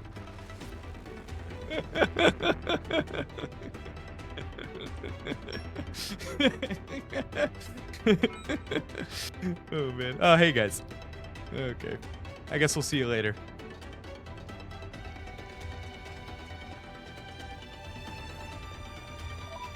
Okay. Chat, we're loading up for a quick bio break. This is not just a bio break for me, it is a bio break for Chip the dog as well. He needs to go outside. So just warning you now, it might be a second. So we're just gonna do a little save. I'll hit you with the away screen, and then we'll be right back. And we're right in all restroom break, of course. But we will be back. We'll be back soon. Let me just get the music here going. And of course, if you haven't already today, the thing I'm urging people to do is to subscribe to the Critical Error podcast on YouTube. Peter and I, my co-host, we make a great podcast, and we're trying to hit 1,000 subs. We just got 500 this weekend. We're trying to hit 1,000 subs. New episodes every Thursday. How we talk about video games. Compelling stuff. All right, be right back.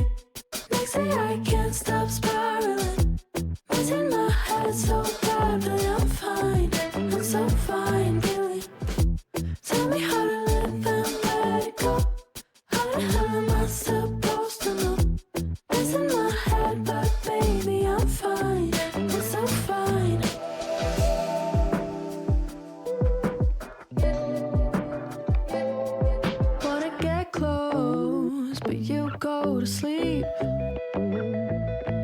So I go back out and turn the keys silently. I'm craving company. If someone else out here, call for emergency. Who can waste my time? I don't get triggered by it. Makes it I can't stop spiraling. Missing my head so bad, but I'm fine. I'm so fine, really. Tell me how to live and let it go. How the hell am I supposed to know? Missing my head, but baby, I'm fine. I'm so fine.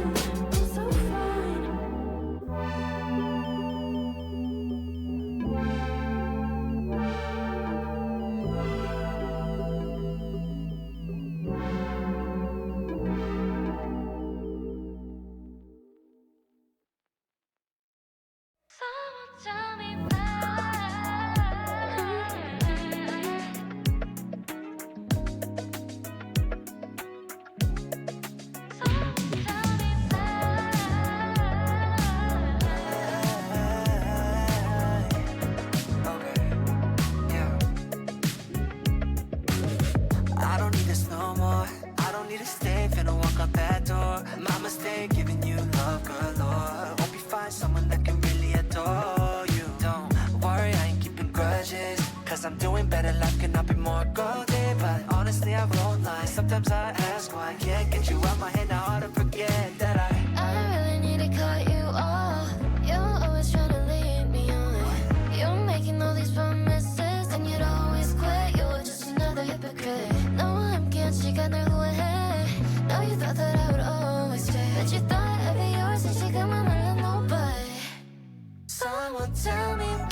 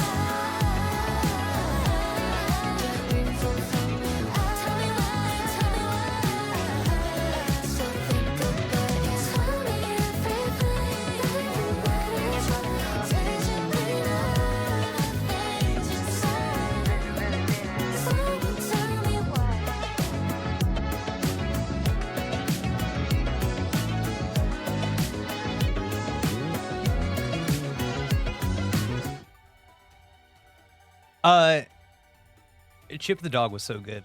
I made Chip his little puppy lunch. Went out. He was so quick. He was so good. He was just in the routine, like a good little boy. I couldn't believe it. I was like, dang, Chip. I was prepared to hang out outside with him for another 5 minutes. But he was like, no, I know the routine. You'll love to see it. All right, chat, we're back. Thank you, everybody. By the way, we've got that pin chat. We've got that pin comment in the chat right now to the Critical Error podcast, my podcast with my friend Peter about how we talk about games. And I think we got like 24 new subscribers today already. So just from me being annoying on this stream. So I really appreciate it. It means a lot.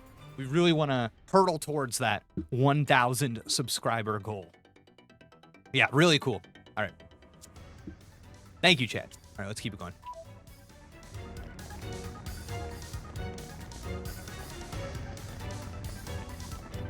I'm gonna be honest. I thought this door was gonna open. I'm gonna be honest. Okay. Oh, that's good. Cool. Oh. Damn, this looks like, yeah. Okay. Cool. Not much further to exit. Not so fast, my dear intruders! Letting a terrorist from Torna out of my grasp would make me look very bad indeed. Oh, that emerald core crystal! You must be the Aegis! Much as it pains me to admit it, it seems Morag was right on the money. You know who Pyra is? Are you trying to capture her too, you ratbag? No, language. But of course, the most powerful blade in all of history, with the power to rend all rest asunder. Only a fool would know of that power and not seek to claim it. And I am no fool. Therefore, I will claim her as my own. You cannot argue with such logic. Flaw detected in final step of logic.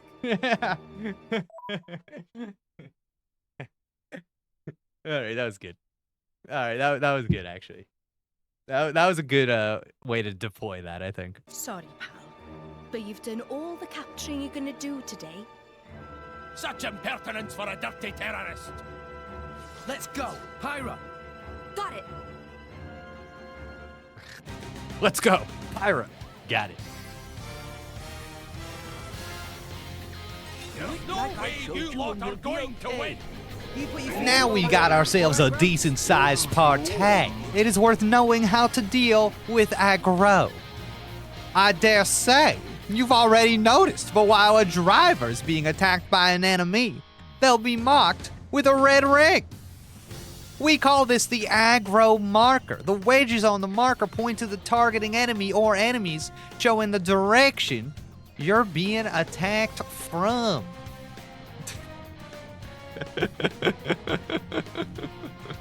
Missable made me laugh with that comment. All right. The wedges show the direction you're being. Okay. Aggro is a measure of an enemy's aggression towards the drivers they're fighting. The more viciously you attack an enemy, the more it'll want to attack you back. Drawing aggro is dangerous for healers since they have low HP. They're more likely to be incapacitated by attacks. Make sure to keep Nia's aggro low. Drivers that have defense-oriented classes are better equipped to draw aggro and absorb enemy attacks. So right now, it's better for Tora to have the most aggro. Drivers with fighter-type classes are the ones that focus on dealing damage to the enemy. That's Rex. So make him the mainstay of your offense. Here's the cheat sheet. Defenders take the hit. Healers heal defenders. And fighters hurt the enemy. Well, now you know about aggro and driver class. That's two things to keep in mind while you're giving Dougal what for. All right, great. Let's go, boys!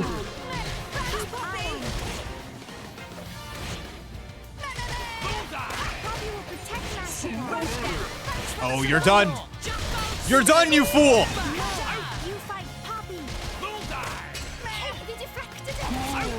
Hey, hey, come back. Gotcha. Come back. pusher. Oh. Oh. Oh no. Oh. That coward. He's just hiding behind his blade. Is he? What? Does common sense elude you? A blade can regenerate from any injury. Whereas if I die, my blade will return to a useless core. Oh. So it's okay to use them as a living shield? Kind of. You weasel! Even if they can regenerate, that doesn't mean blades don't feel pain. They actually feel blade in slow motion with great intensity. That's one of my favorite jokes from a video game. How cute! The Fleabag thinks we should care about Blade's feelings. I wonder if you can feel pain. Wow, okay. There's...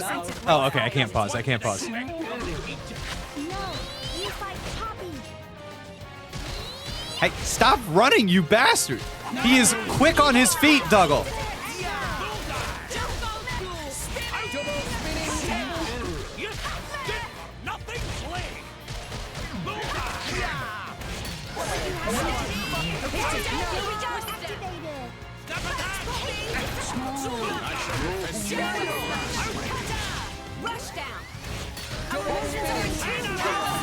No!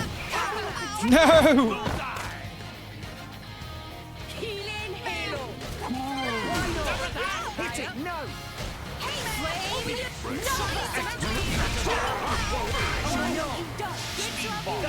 Let's show them what we're really made of. Oh, he's done. He's done.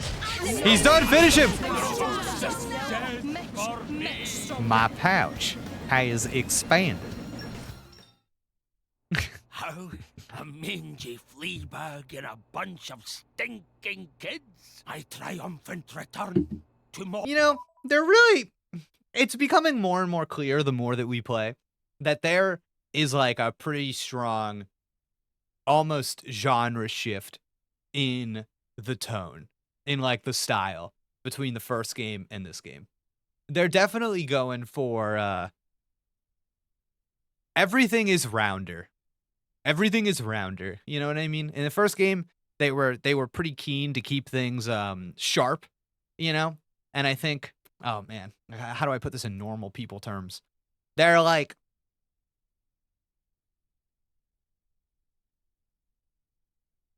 the game is trying to communicate to you a lot by kind of the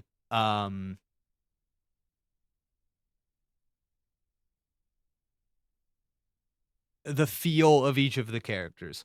They're like relying on a lot of tropes and a lot of like almost like silhouettes of characters that you are familiar with, so that like you don't have to know the ins and outs of the story, because the game, I think, is like kind of trying to tell you, at least in the moment, what you need to know.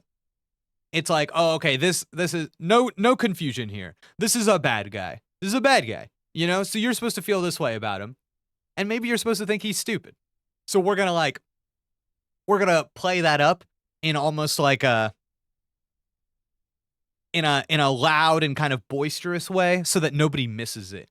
It's like if you've ever done theater sometimes, I used to get a direction from people that I worked with that they were like, Jake, can you do this on ice? Can you do this on ice? Is what people would ask me when I was like acting in something. And when you do something on ice, that's when my director said that, what they meant was like, imagine you're doing like Disney on ice. You need to perform in a way that the people in the furthest back row like know what's going on. You're doing the most like displayed version of your performance. You know what I mean? Yeah. Or Ardain with the Aegis. Out like a light. That's what he gets for trying to execute Nia. What? He was trying to take me back to Mor Ardain. Rex, this is a trap. A trap? So they weren't actually going to execute you? No time! Talk later, Rex. We should escape! Master Pawn is right. Chance of reinforcements very high. Let us make haste. Getting out of town would be a good start.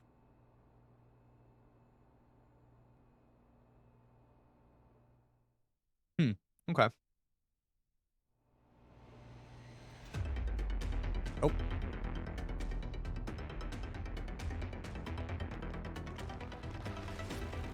Hold. Hold. Hold. Come on, surely. Surely, yes. You're all mine. You want to expand your pouch? Yeah, I gotta expand my pouch.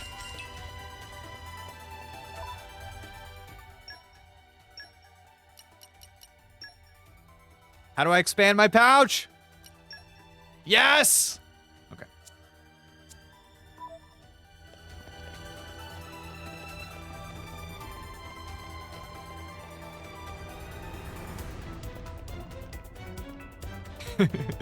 Double the fun. Oh, that's good. That's good. I guess I wasn't expecting it to just be a second pouch. I like it though. Oh, whoa. Okay. Nice shift. And arrived. The old connecting bridge. All in one piece. Oh my god, wait, the connecting bridge? Damn. Alright, hey, Pyra. You know, I've never said this to you before, but I really like what you've done with your leggings. It's cool that you have this kind of neon green motif that is consistent with your special gem. Because as far as I know, the neon green in your headband and on your bodice and on your leg/foot things has nothing to do with your core crystal, but you have made the choice to keep that element consistent for the sake of fashion. And I never had the chance to tell you that I think that that's really cool.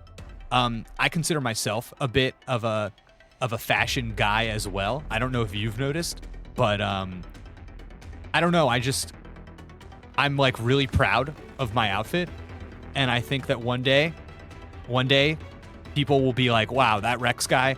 Not only was he a great hero, he dressed the part. He dressed the part." That's what I think people will say. I think that's what people are gonna say about me in the future, Pyra. Pyra? Pyra? Oh, Rex, did you say something? I had my AirPods in. Nothing. Forget it. Rex, what did you say? I didn't say anything, Pyra! Stop bugging me!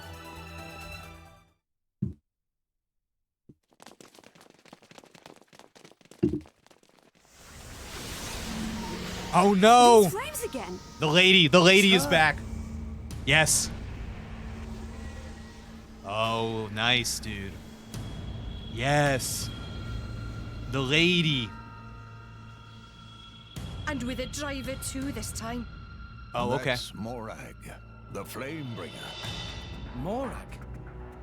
Special Inquisitor Morag of Morardain, the most powerful driver in the Empire, and wielder of Bridget, the most powerful blade. So together they're like ultra powerful. It looks like they were waiting for us. Yes, indeed. I did feel like we got away a little too easily. I don't know why I expected Dougal to slow you down at all. It was you, right? You're the one who spread the rumor that I was going to be executed. Just to lure Rex and the others here. You catch on quickly.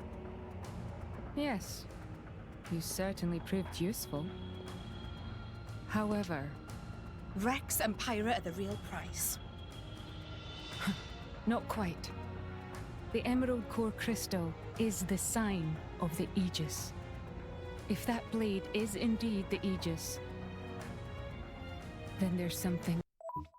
I have never in my life been more confident. Never. Write this down. Pencils up. Pencils up. I have never in my life been more confident that a character will join the party than right now with this lady. Bet the house. bet the house. Somehow, I can't believe I'm saying this. I'm so confident in this character joining the party, which is crazy. Because earlier, with the big boobied blue hair fire lady, I never would have said she would join the party, and absolutely not. And now I am so confident that this lady's going to join the party that I guess we're going to get the big boobied blue fire lady as well. I never would have guessed. Wow. Okay, chat. Because let me tell you what's going on here. I actually like this character type. I think that this is fun. This is the classic, like, early story, powerful, lawful force. You know what I'm saying? It's like the strongest driver in the Empire. We're gonna battle this person right now to, like, test our mettle, see where we stand, see in terms of, like, overall power in this world and what we're capable of in this story. And I think, like, if you look at a lot of stories that deal with, like, different countries, different nations,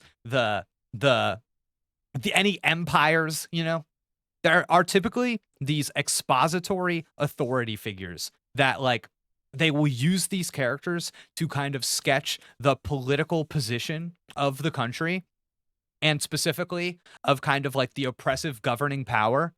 And we're already seeing that with kind of the perspective on the Aegis, right? It's like, oh, we're using this character to kind of be like, do some world building about how people on this side of the line see the Aegis. And she's doing this line where she's like, if that blade is indeed the Aegis. And the reason I paused right here, I was like, oh, dude, they're inserting a little bit of doubt already. They're giving us a little doubt. So her position on this will change, because she's essentially saying right here, if everything I've been led to believe is true, then I have to fight you. But we know that her understanding of the situation will have to change. She does not know Pyra like we do, even though we don't really know Pyra yet, which isn't great. But I think we assume things about Pyra, and I think that the story is, like, on our side. And so, like, we know that, like I think in our hearts and minds, we know that Pyra is, like, not bad. You know what I mean? I feel like we know that, but, like, she doesn't know that yet. So yeah, so you get, like, diegetical world building here that is that I think is okay. And because she has, like, a lofted position in this particular government or whatever, it basically lets you as the writer give the audience information about the Empire and about the Empire's interests and about the conflict with the Aegis. That's, like, going to be in her actions and dialogue that I think will be a fine way to give us that information.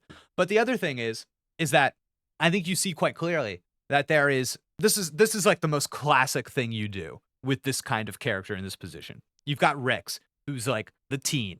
He's all heart. He's running into situations. He's putting himself on the line. And then on the other side, you've got a foil. You've got this lady. Can I get a name? Can I get a name reminder on this lady? Morag. You got Morag. Thank you. Morag is, as opposed to Lex, very disciplined, following the letter of the law, precise, a pro soldier, experience, control. This will help us highlight maybe, like, Rex's impulsiveness, while at the same time giving Rex somebody who he can eventually earn respect from, and given their positions in the narrative, that should be, like, a satisfying thing to see narratively. To see Rex, this naive, undisciplined child, earn respect from Morag. That should be a satisfying narrative thing. But the biggest thing, And why you... Jake, I will give another 10 subs if you make any effort to pronounce her name correctly. I'm going to be honest. I thought it was Morag. Let me think for a second.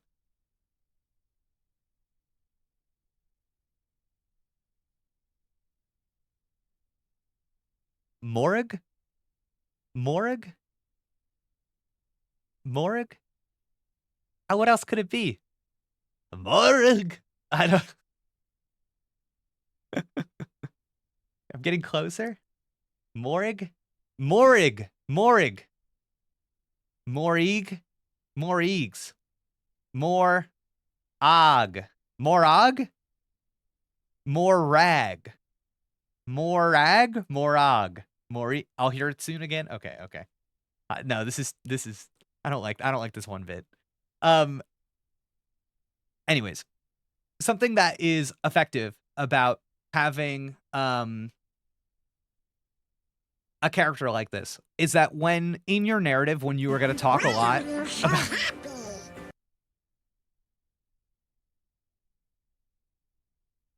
Well, we got close enough. We got close enough. Thank you so much, but not available. Wow, damn. 10 bomb.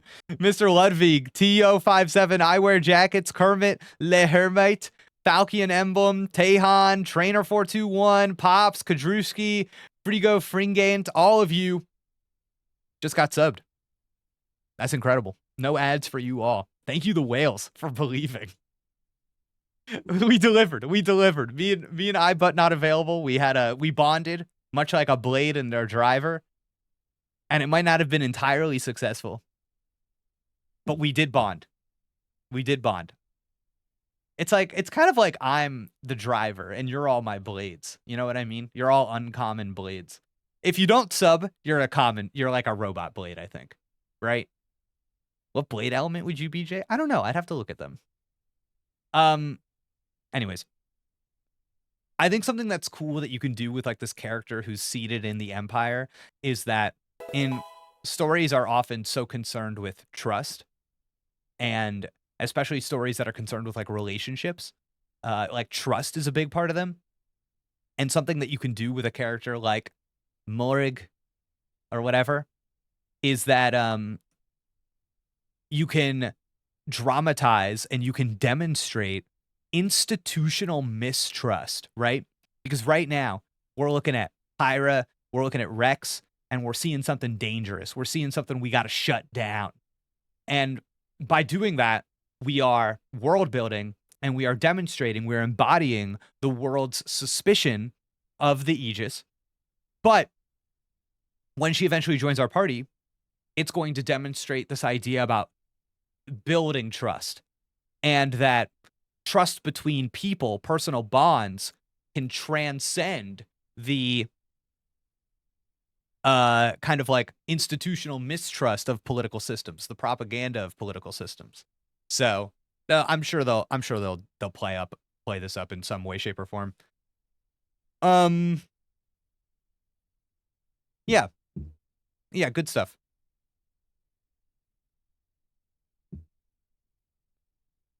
I'm trying to figure out if we're gonna like win this battle or not. I can't decide if it's going to be like we're gonna lose and barely get away, so that she's something that we need to get stronger so that we can face, or if we're gonna show like we're actually strong as hell in this world. We're gonna like make a statement about the Aegis and how powerful and dangerous the Aegis is. I like both of those things. I'm just curious to see where we go with it. I must do. What do you mean? The power to sunder Allrest itself. I cannot allow that to happen again. Pyra destroyed the world. Don't be so stupid. You mean you didn't? You see this? You see how like I guess I think like the best version of this game, they would build a part here that would like maybe not now, but maybe follow up on it eventually, that would like get me, the audience member, in a place where I'm like, man, maybe Pyra is bad. I think the best version of the story would do that. and there's a lot of ways you can kind of go about doing that. Man, I'm gonna be honest. This is maybe the first time that I am personally like actually bothered with Pyra's outfit. I actually think Pyra's outfit does not personally bother me a lot, but I think the booty shorts from the back right now are giving me like personal. I'm like experiencing light anxiety right now. Just flagging that for the crowd. Okay.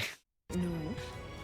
500 years ago, during the Aegis War, the Aegis sank 3 continents to the Cloud Sea's bed. Continents or like titans? 3 titans destroyed. That's not what she said.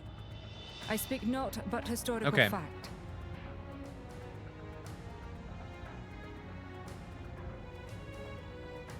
Oh, we got some oh, doubt. I'm on to you. You want to use Pyra as some kind of weapon. We're not gonna let you do that. Okay. That is precisely the kind of scenario that I mean to prevent. I like that. And what if we resist? Then I will have to restrain you by force. Oh shit. In that case, I'll make this nice and clear. Yeah, you yeah. will never take her. Damn, dude. I'm not gonna lie. I know people are gonna be mad at me for this. I think it's a little unearned. It's a little unearned. Like I understand that part of what they're trying to do is be like, it's just in Rex's character to go hard for the people that he cares about. But I don't know. I don't feel that there is like a sentimental connection between them. There's something missing. They never had like an interpersonal moment that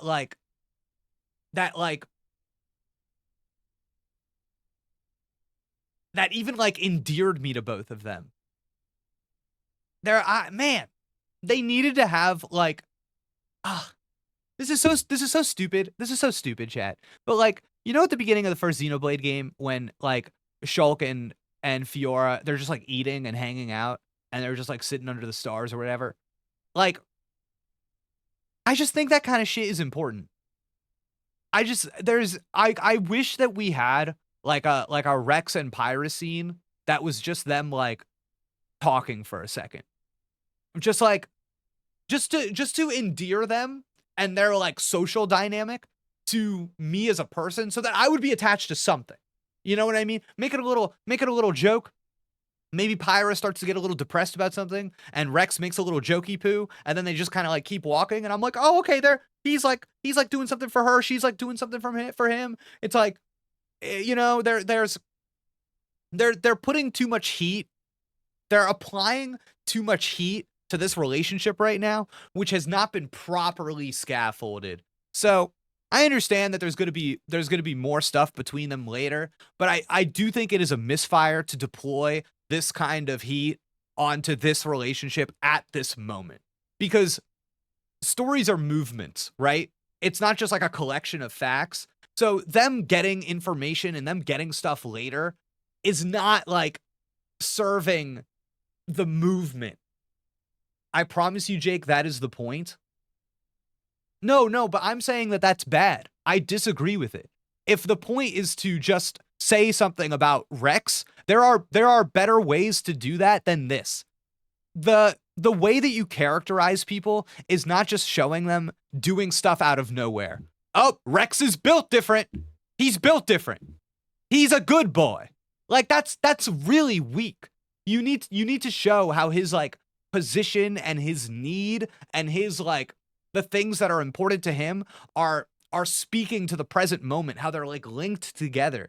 This to me is like such blind trust. And I think if they want to make blind trust a part of his character, then I think later they need to show that get him in trouble as well.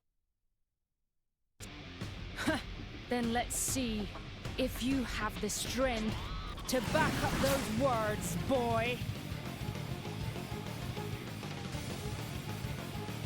What if he's supposed to just be a good judge of character? I don't care. It's not a good dramatic choice.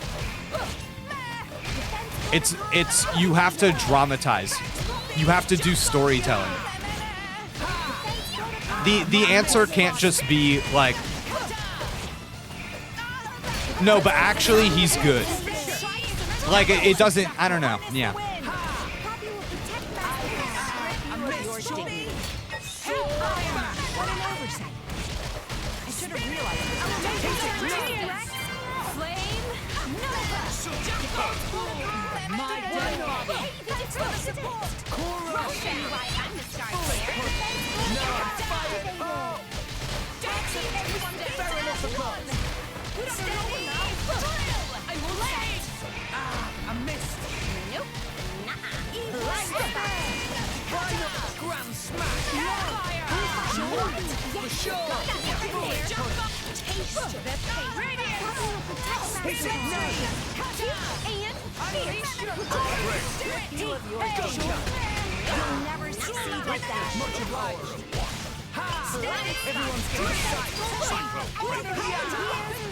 We got it.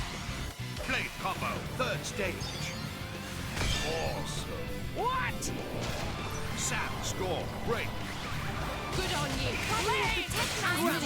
Make face and retreat. Yeah. We beat them. My dead body.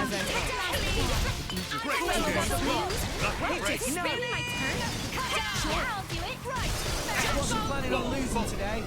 Tora, feel ready for anything. Why not? Hellfire! You've got to be kidding. My dead body. Double spinning Zero. zero. Getting better. Still getting stronger. Got him. Got him.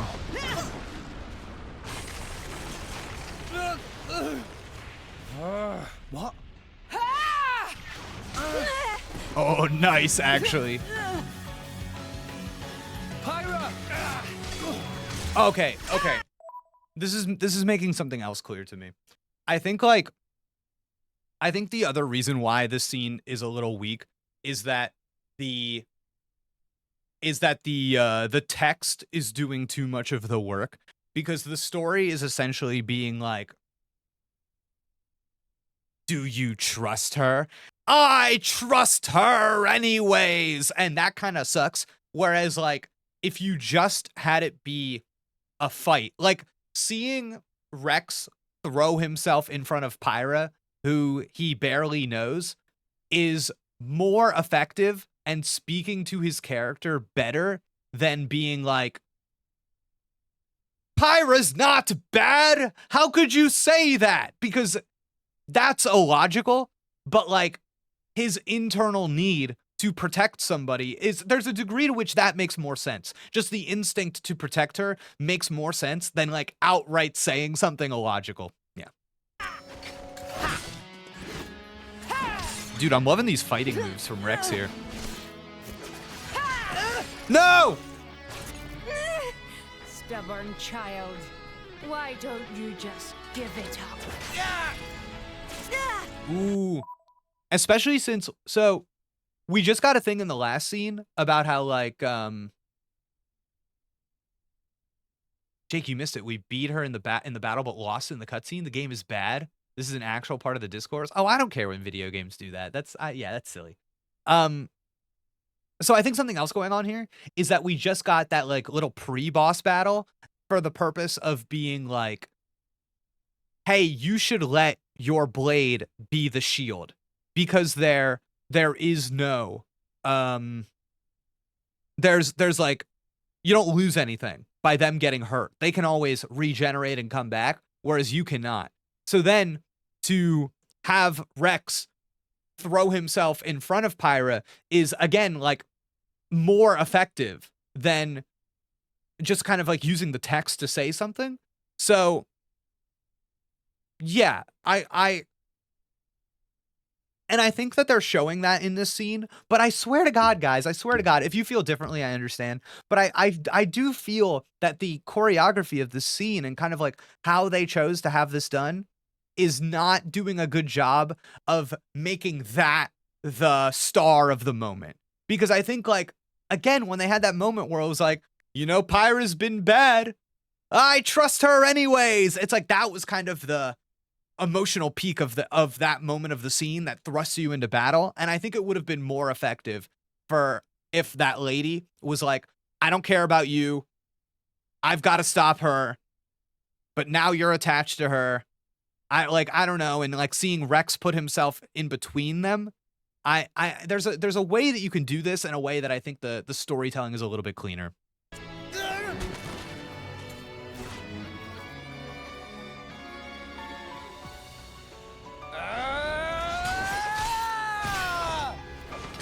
I'm curious about where this is going. You'll never get Pyra. She's more than just the Aegis or some kind of weapon. She's a living being. I like the idea here, but again, I just needed one scene, like one scene of them just being like normal weirdos, you know? Just like one scene of them doing something in the world that was like unrelated to everything else, just for them to be like, oh, we're friends now, you know?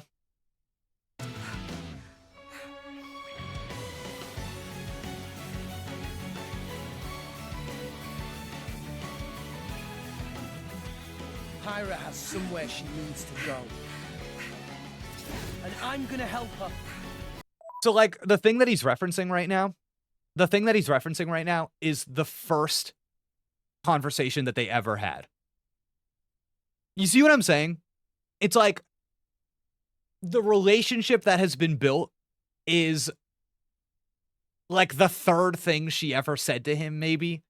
It's like, I met this lady and she said she needed to go to this place. And now she's my best friend. What? Hey.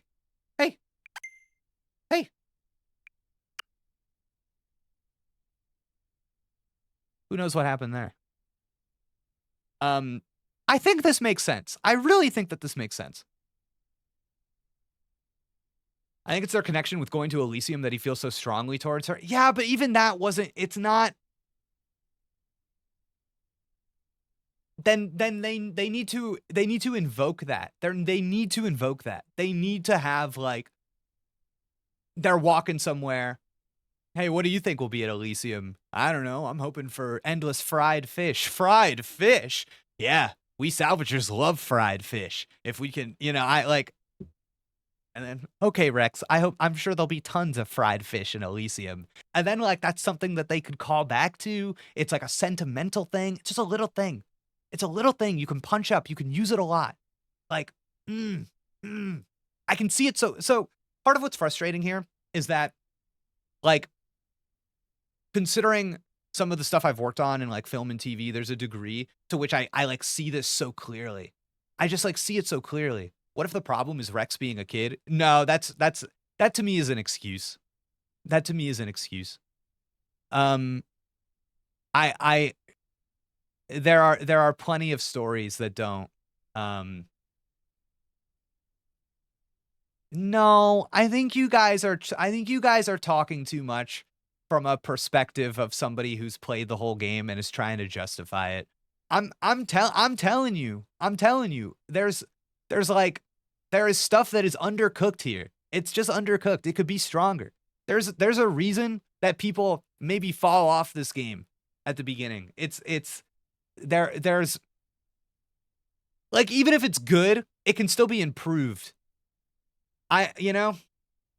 There's stuff missing here. I swear there's stuff missing. And as far as you want to take this, in my professional capacity, I just would say that there is room for improvement here. And I think the answers are vaguely clear. I'm not going to let you stand in our way. Okay, I'm sorry I keep doing this. Even the delivery of those lines, I think, kind of demonstrates one of my issues with this, because she has somewhere she needs to go, and I'm not going to let you stand in her way. It's not their journey. It's not both of their dream. It's her. He's helping her. It should be important to both of them. We should have made that clear. We're doing this. We are together. We are aligned. We are together.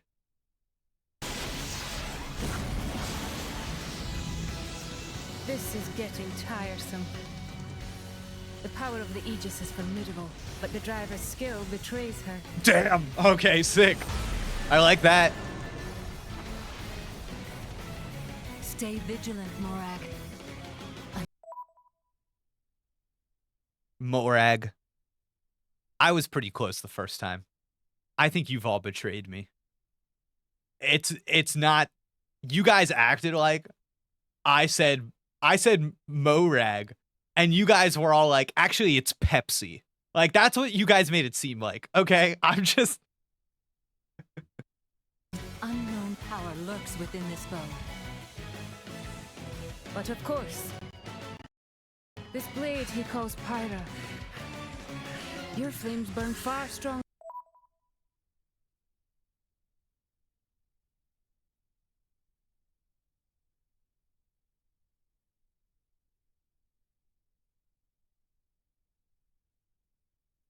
This blade he calls Pyra.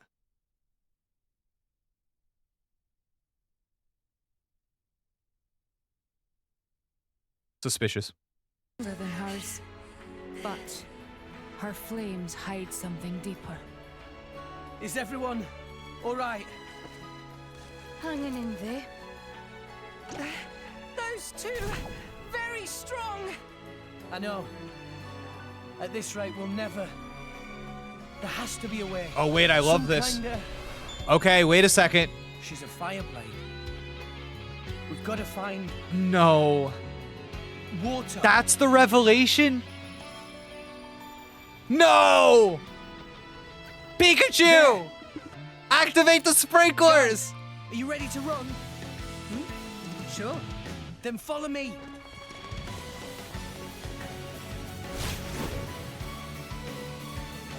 Ah, there they are. Pyra! Apologies, I'm sorry to pause again.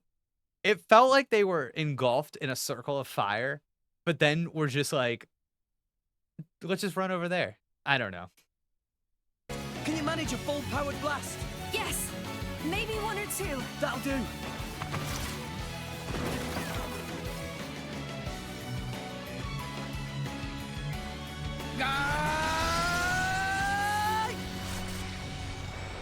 Take this!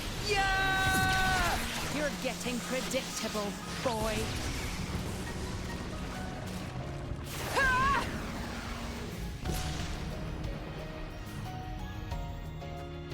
I know. Look who's talking. Good thing she threw it over her right shoulder like that. Puppy, no! Roger, Roger. Okay, Poppy's a little OP. Poppy's a little OP. Oh no. The water tank. So that's their plan. Move! No! No, dude! No! No! No, dude! No!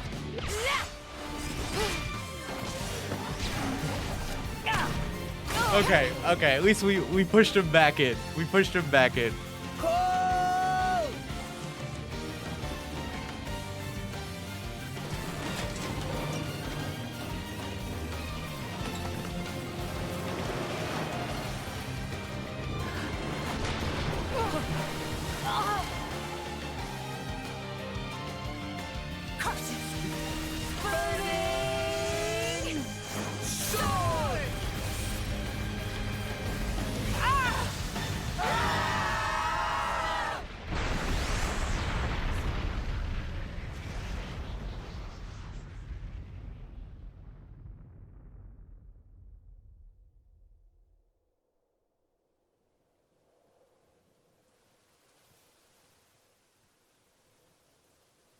Damn. I feel slight. That was really bad. That was really bad. I'm kind of blown away by how bad that was. Oh shit. Oh man. It's not even, I don't mind the goofy cartoon logic. I don't mind that. I don't mind that. I think like they have set a higher bar for cutscenes. They have set a higher bar. And I think that that cutscene failed to create a sense of tension and like, come on, you know? And instead it was like every single person and their mother knew exactly how it was going to go. And then it just like happened in a really slow and weird way. I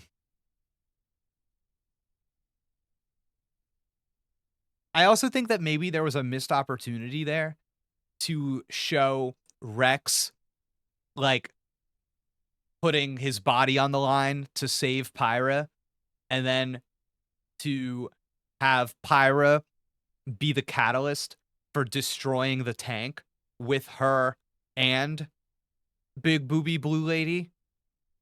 Because they said something about how like Pyra is fire, but she's not actually fire. So you could, I don't know, you could do something there about like putting myself in a vulnerable position after seeing Rex put himself in a vulnerable position for her. I think there was a missed opportunity there. Yeah. How so? They actually held back against me in battle. You think that boy... Did you not see? He could have struck me with that blow, but he averted his aim. He did have good instincts, too. And I'm gonna help her. I'm not gonna let you stand in her way. The Aegis. If she is traveling with that boy, perhaps it is worth letting them roam free for a while. You mean... We'll cross paths again. And when we do, we shall see.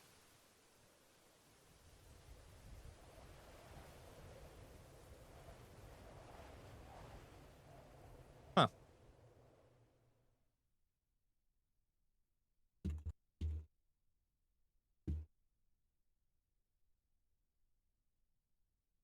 I don't think they're following us. Perhaps we're safe for now. You're right. We should get some rest. Okay. I can't go any further. So we did kind of do the thing that I said where it was like, we're going to use her to be like, look at how strong we are in this world. The power of the Aegis, that kind of stuff. Ah, Tora is pooped as well. See you later. Oh. Huh? We are grateful for all you've done. We wish you well on your No, you're already in the menu. Farewell. I've bonded a blade to you. You have my book, lady. I want to reach Elysium. Come back. I made a promise. I'm taking Pyra to Elysium. Oh, it's so weak. It's just... She gave half of her life to save mine. I owe her. Oh, Rex. But half the world seems to be after her. Damn. That's crazy. Like, all of the parts are there, right? All of the parts are there. I'm going to keep thinking about this over the course of the whole game. I almost feel like maybe just like having a debt that needs to be repaid almost would have been a stronger push for me in this story. I wonder if they could have heightened that a little bit, you know? She did this for me. I've got to pay her back. And the only reason I'm alive right now is because of her. Yeah, I don't know. There's just something, man. There's just something. Yeah. With the Titans dying off. Oh, we got a little something living here. space is running out. That's gonna start wars. And people need weapons to fight wars. That's why they want her. If I can prove Elysium exists, maybe I can stop the war that's coming. But fighting Morag taught me something. It's just a little thin. I'm It's a not little strong thin. enough. I can't do this alone. Nia, you're a driver. We could really use a companion like you. If you wanted. Elysium. Do you really believe in that myth, kid? Well, Pyra told me that she was born there. Tora, get up. Yet here she is. So it must exist. Right? Your logic is almost as good as Dougal's. Listen, Rex. I don't know if you're stupid or just too nice for your own good. But what if Pyra's just lying? Nice. What if this is all an act, and one day she turns round and stabs you in the back? Yeah. Pyra wouldn't do that. Of course I wouldn't. Okay. Like, our whether put aside whether or not it like makes sense for Rex. Put that aside. Put that aside for a second. Do you see how like Nia saying, "What if she betrays you?" and him saying she wouldn't do that is just kind of boring? Like, do you see how it's just kind of like a boring response? It's like, okay, he just doesn't believe she would do that. Yeah, okay, it's just boring. Yeah. I don't have a knife. So serious. She. Okay, so the better way to do that is that you need to introduce tension, escalate the tension, and then have Pyra release the tension. They kind of did the joke wrong, because I think by having Rex respond to it the way that she wouldn't do that, it doesn't escalate.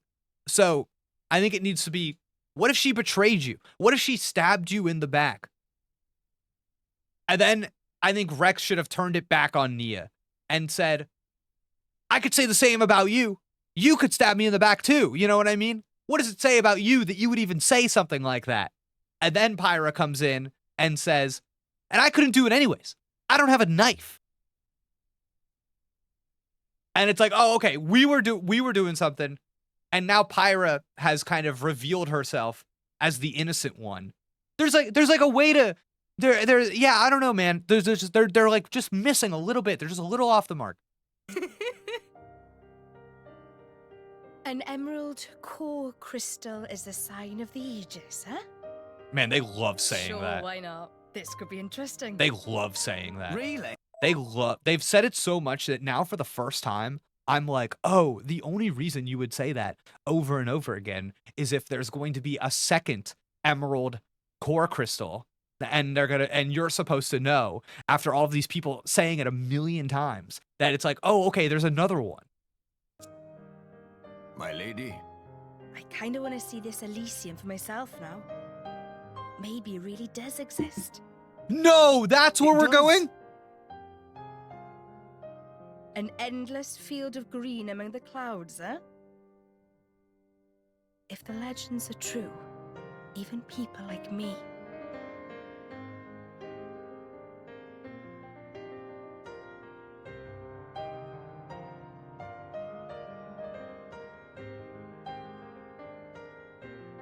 I don't think that phrasing reads as innocent. That says to me that she just doesn't have the means, not the potential motive. Are you talking about the knife thing? I think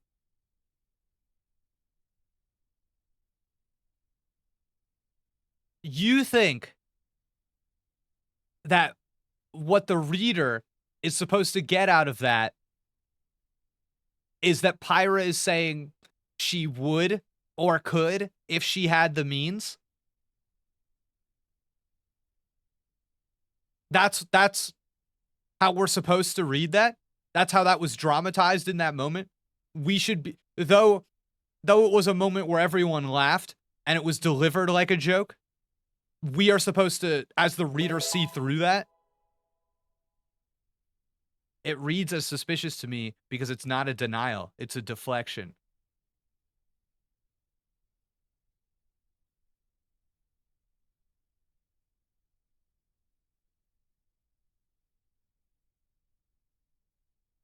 Okay.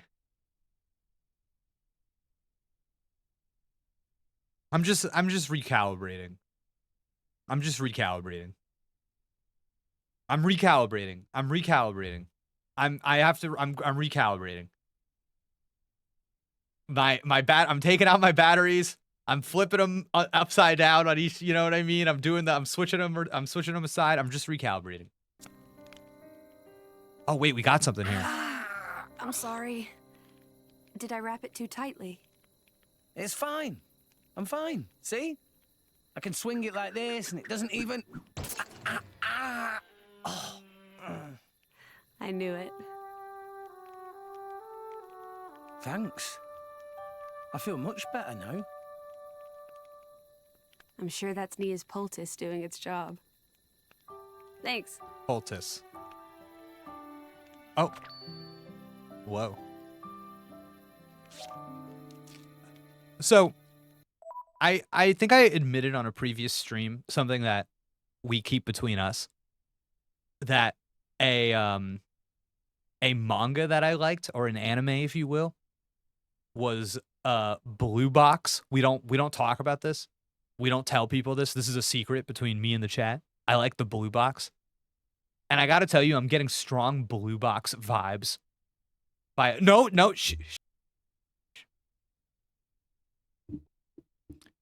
I'm getting strong Blue Box vibes from the relationship dynamic between Pyra, Rex, and Nia. And I fear that Nia is a bit of a Hina situation. Okay? Where it's like Hina is like, oh, I don't like Rex. But then you kind of like see Rex hanging out with another girl, and you're like, man, I'm starting to see Rex in a new light. And then Hina's like, actually, no, dude, I actually like Rex a lot. And then you go tell Rex that you like him, but Rex ain't into you like that. Rex only's got eyes for his tall volleyball player, you know what I mean? Not the short gymnast. It's never gonna work. It's never gonna work. Meow. So I just, basketball. Yeah, sorry, basketball. Sorry, I'm reading the basketball manga, or the volleyball manga right now, so it's on my head. But yeah, that's the vibe I'm getting here.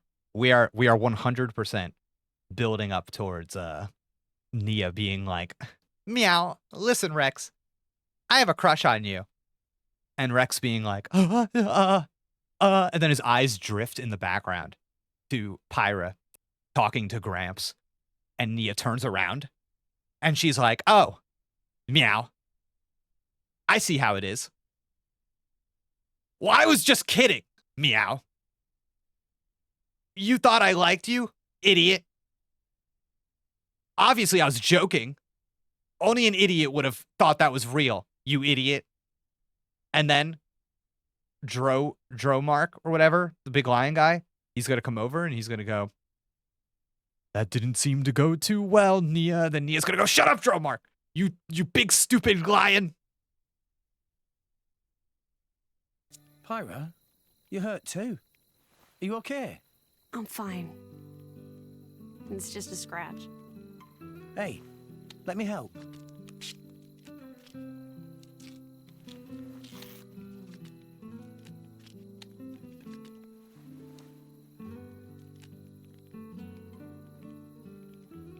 Thank you, Rex. No worries. Least I can do. There, all done. How's that? Looks good. Rex?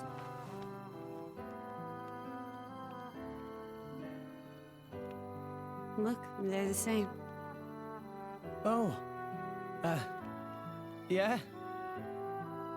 I guess they are. Bro, come on. So close. His voice is cracking. I guess they are. No, guys, come on.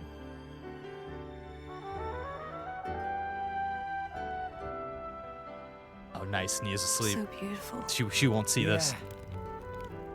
It really is.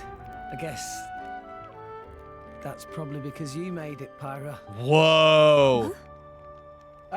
No. What? I didn't mean it like that. No, you definitely did. You're just, really good at making fires. That's all. Bro, it's okay. Just be horny. It's what I do. There's nothing wrong with being horny. Yes, lean in.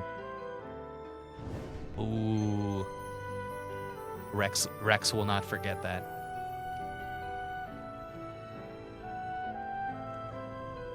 Listen! He's having an awakening right now. Let him be. It's okay. Damn.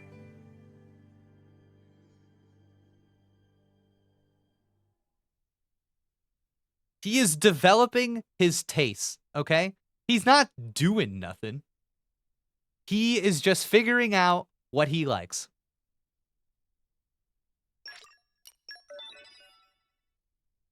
Colon bazongas. Oh, man.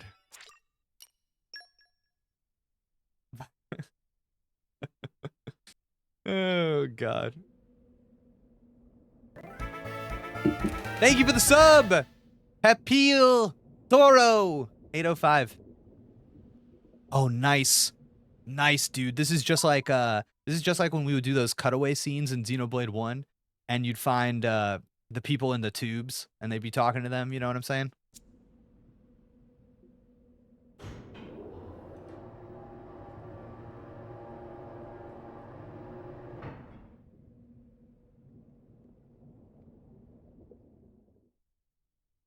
Oh shit, I got nothing for that. I should have looked more closely. I fear I was not properly parsing the screen. I feel Is this gonna be Jin? Welcome home. Yeah. Jin. Cool. Kind of forgot about Jin. I hear the Aegis awakened. Wait, I love this guy. This guy looks cool. Nasty shock for you? Or was it? Of course, my script showed how everything would play out from the start. Wait, I love this guy. Sure, you say that once it's all over and done with. It's easy to act smug when hindsight's on your side.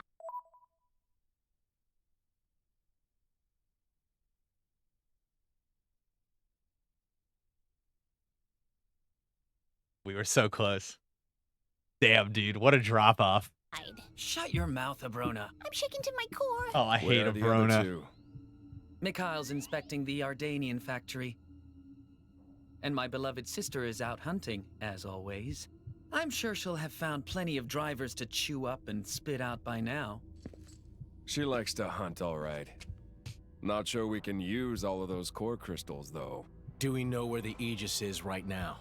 Have no fear, Jin. Of course. Bro, make her stop. Abrona? Yeah. Oh, God. It seems they're currently traveling away from the urban area of Gormott. Leaving the town? But there's nothing out that way. Perhaps they're on their way out of Gormott. I love the unintelligible sparkles being like, as you can clearly see right here. Itself. Oh, and... What? It seems a certain shipment has set out. The core crystals heading to Indal for cleansing, Of course, huh? yeah. How pious of them. Shall we handle them? I can deal with that myself. You concentrate on the Aegis. Understood. Well, I love this guy. I am looking forward to clapping eyes on the Aegis. Looking forward to what? Looking forward to what on the Aegis? What did he just say? What did he just say, chat? Clapping up the Aegis? What did my man just say? What did he say, chat?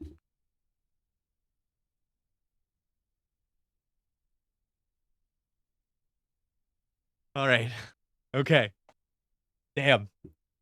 Dog knows what he wants. By the way, what of Nia? You know where she is? Yes. Look, this dot here.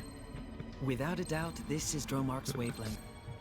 It seems they're traveling together with the Aegis. With the Aegis? Huh. Do as you see fit. Understood. You don't need to ask me twice. Damn, Right dude. then. We're gonna take the They put the horniest guy on the mission.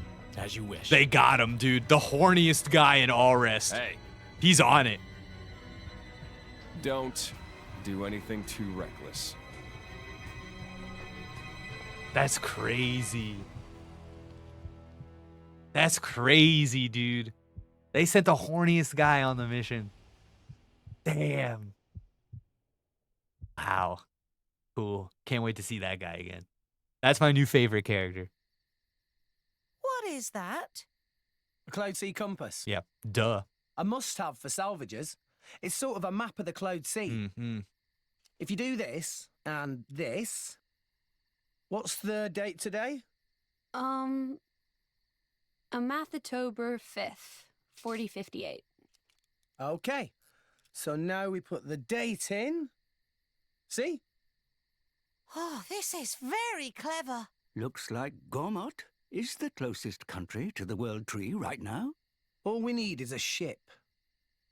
The army has every ship in town in its grip. We're kind of stuck. Seems that way.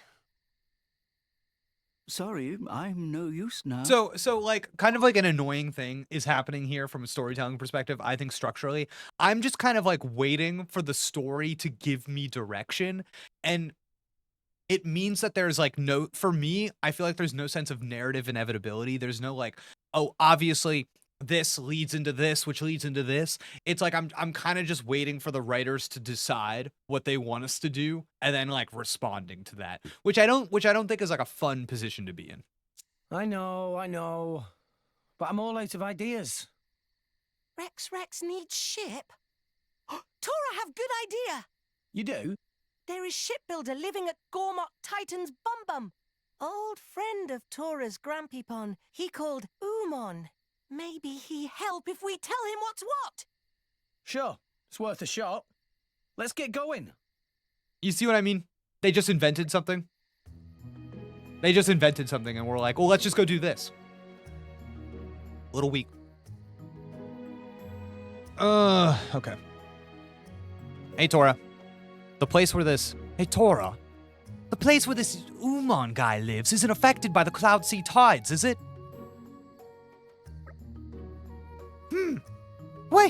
Why Rex ask? Well, I noticed the Cloud Sea's been pretty low ever since we went off to save Nia. It's still low now, right? I was worrying that depending on the situation, we might be forced to find a different route. Rex has a point. The Cloud Sea tides can have a marked effect on the areas you are able to traverse.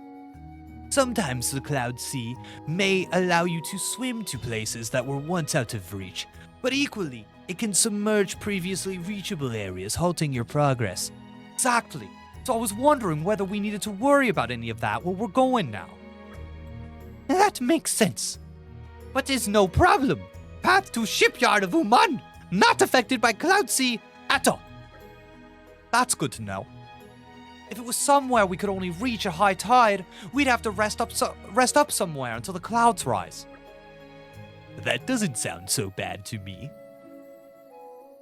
Frankly, I'd welcome a well-earned rest at an inn while we wait for the tide to change. No offense, Rex, but your helmet isn't always the most comfortable abode. Yes.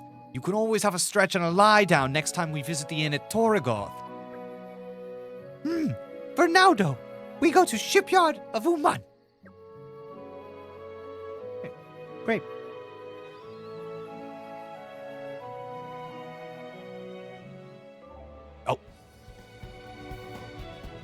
You now have the option to take long rests at lodging facilities. This lets you rest until the tides of the Cloud Sea have shifted.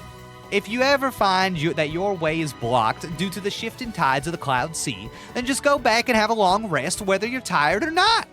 Since the tides of the Cloud Sea change every time you have a long rest, it's wise to check the Cloud Sea status in the environment information display first. Oh, and you should bear in mind that it's not possible to take a long rest at every single lodging facility in all rest. But you certainly can in the one in Torrigoth, which is just as well, because Torrigoth is quite sensitive to the comings and goings of the Cloud Sea. Hot damn. Oh my god. Look at all this stuff happening. Oh my god. Yes. Okay. The gang's all here. Okay. First things first. First things first. First things first. Nope. Okay. First things first. Hold. Hold. Yes. Excellent. There is still much to learn. Good. Good. I'll be so popular, it'll be unreal. Whoa. Nice. New abilities acquired. Let me handle the support role. Very, very reasonable.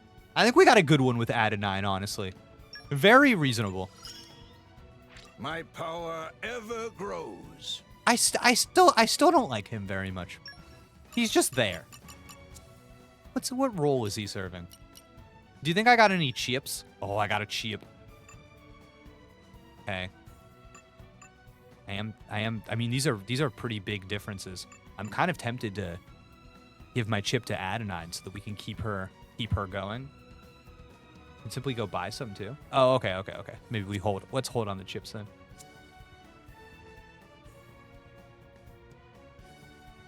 Pushing the cat aside. Oh man. All right, this is fun. All right, guys. I think we're gonna wind down the stream for the day. We're gonna wind things down. I think this is a good stopping point. I'm just thinking about how we want to end, because obviously we're gonna end with some gambling. The best way to end a stream for sure. But I'm also just thinking about like.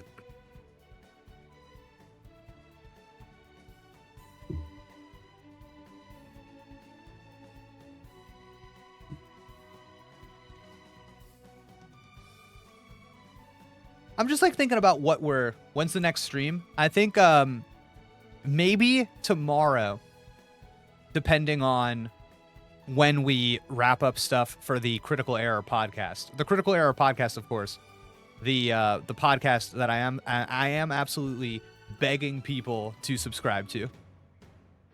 Critical Error Pod. You can find it in the chat right now. Please subscribe. We have a 1,000 subscriber goal that we're trying to hit. Depending on when we finish that up tomorrow, might be a little afternoon stream. But otherwise, Friday. Lock in Friday. And then next week, we should be able to hit Monday and Tuesday for sure. So that'll be exciting. And this was supposed to be our first Monday, Tuesday week, but I forgot we had a Labor Day yesterday, of course. So I think I'm just like, I'm just trying to decide kind of like what we are, like where we're at and what we're trying to do. Because I think it's obvious to the people watching that we've got Nia and Dromark kind of like in the kind of like officially aligning alongside Rex and Pyra. We've already got Tora and Poppy. And we're kind of doing the, we're building the fellowship, as it were. We've knit together the central cast. I think we are showing how different people in the party offer different things, different perspectives. You've got very earnest, very idealistic Rex, and you've got Nia, who I think is supposed to be more pragmatic, and they're gonna like learn from each other.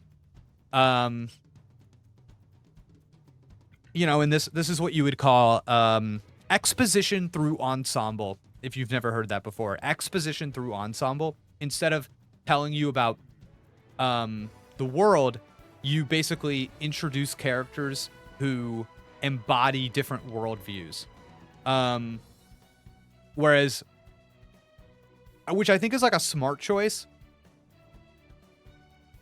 But I feel like the pacing is like really cluttered in this game, to the point that like it's kind of hard to parse what worldviews are being communicated by each character. Because this question here, where does Tora fit into this? I talked about this a little bit during the last stream, how you've got kind of like the Nia is maybe like a little bitter, a little pragmatic. You've got Pyra who I think is like keeping secrets, and I think you've got Tora who is like a tinkerer, like trying to fix and maybe applying solutions, even if they're like the wrong answer. You know what I mean? You kind of see how they're all attacking living in this world that like has problems.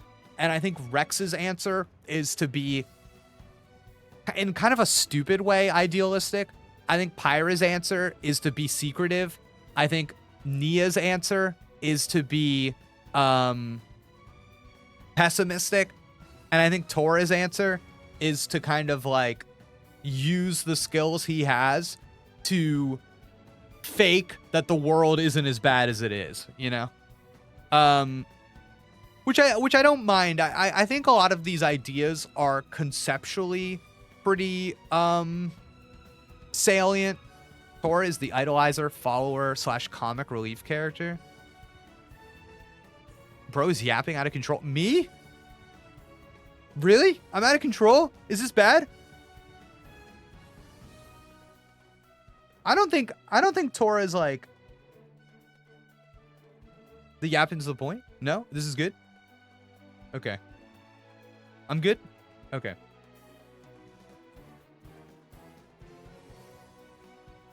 Don't get one guide. No, I was just making sure. I thought maybe I was deep in something, and people were getting lost. Okay. I actually feel like Tora is like less positioned in a comedic relief role than like Ricky was at the beginning. I felt like Ricky actually was like performing that role. Like there's a lot of like jokes and stuff around Tora, but because the game's tone is different, I don't feel that Tora is like altering the tone as much as Ricky was like definitely altering the tone of what was going on. Ricky was like pulling you out when you were too far in, whereas like Tora is not really doing that. Tora's just like on beat, I think, in a different way, for better or worse.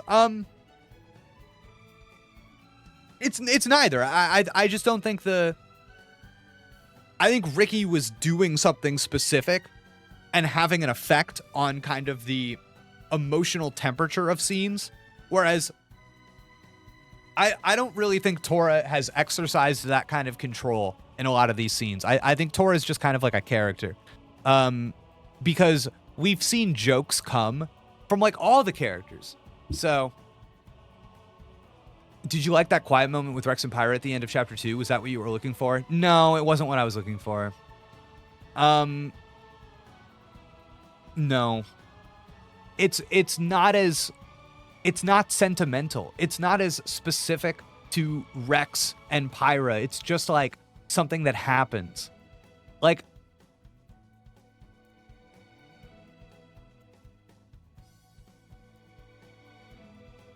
oh man, it's tough. It's tough because I can tell if you're somebody who like likes this game, this is going to be like a really hard point of mine to understand. So I'm trying to figure out how to make this clear.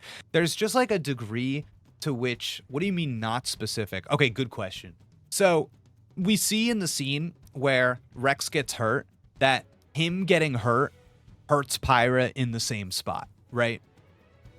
And like, they don't say anything about getting hurt or about helping each other.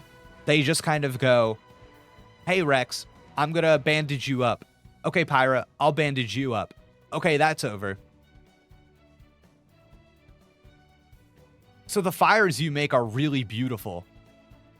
Oh, I mean, that's not what I meant. That's not what I meant. And I think there's a degree to which that interaction is like, from what I've seen in the game, it's not specific enough to them as characters. I wanted them to say stuff that felt like it needed to be them. I wanted them to like share a piece of themselves with each other, like with the class, so that you can see those parts kind of like come together and create a bond. And I don't feel that these characters have like shared anything with each other yet that has really bonded them in a way that I can get attached to as a viewer yet. And it's so stupid, but like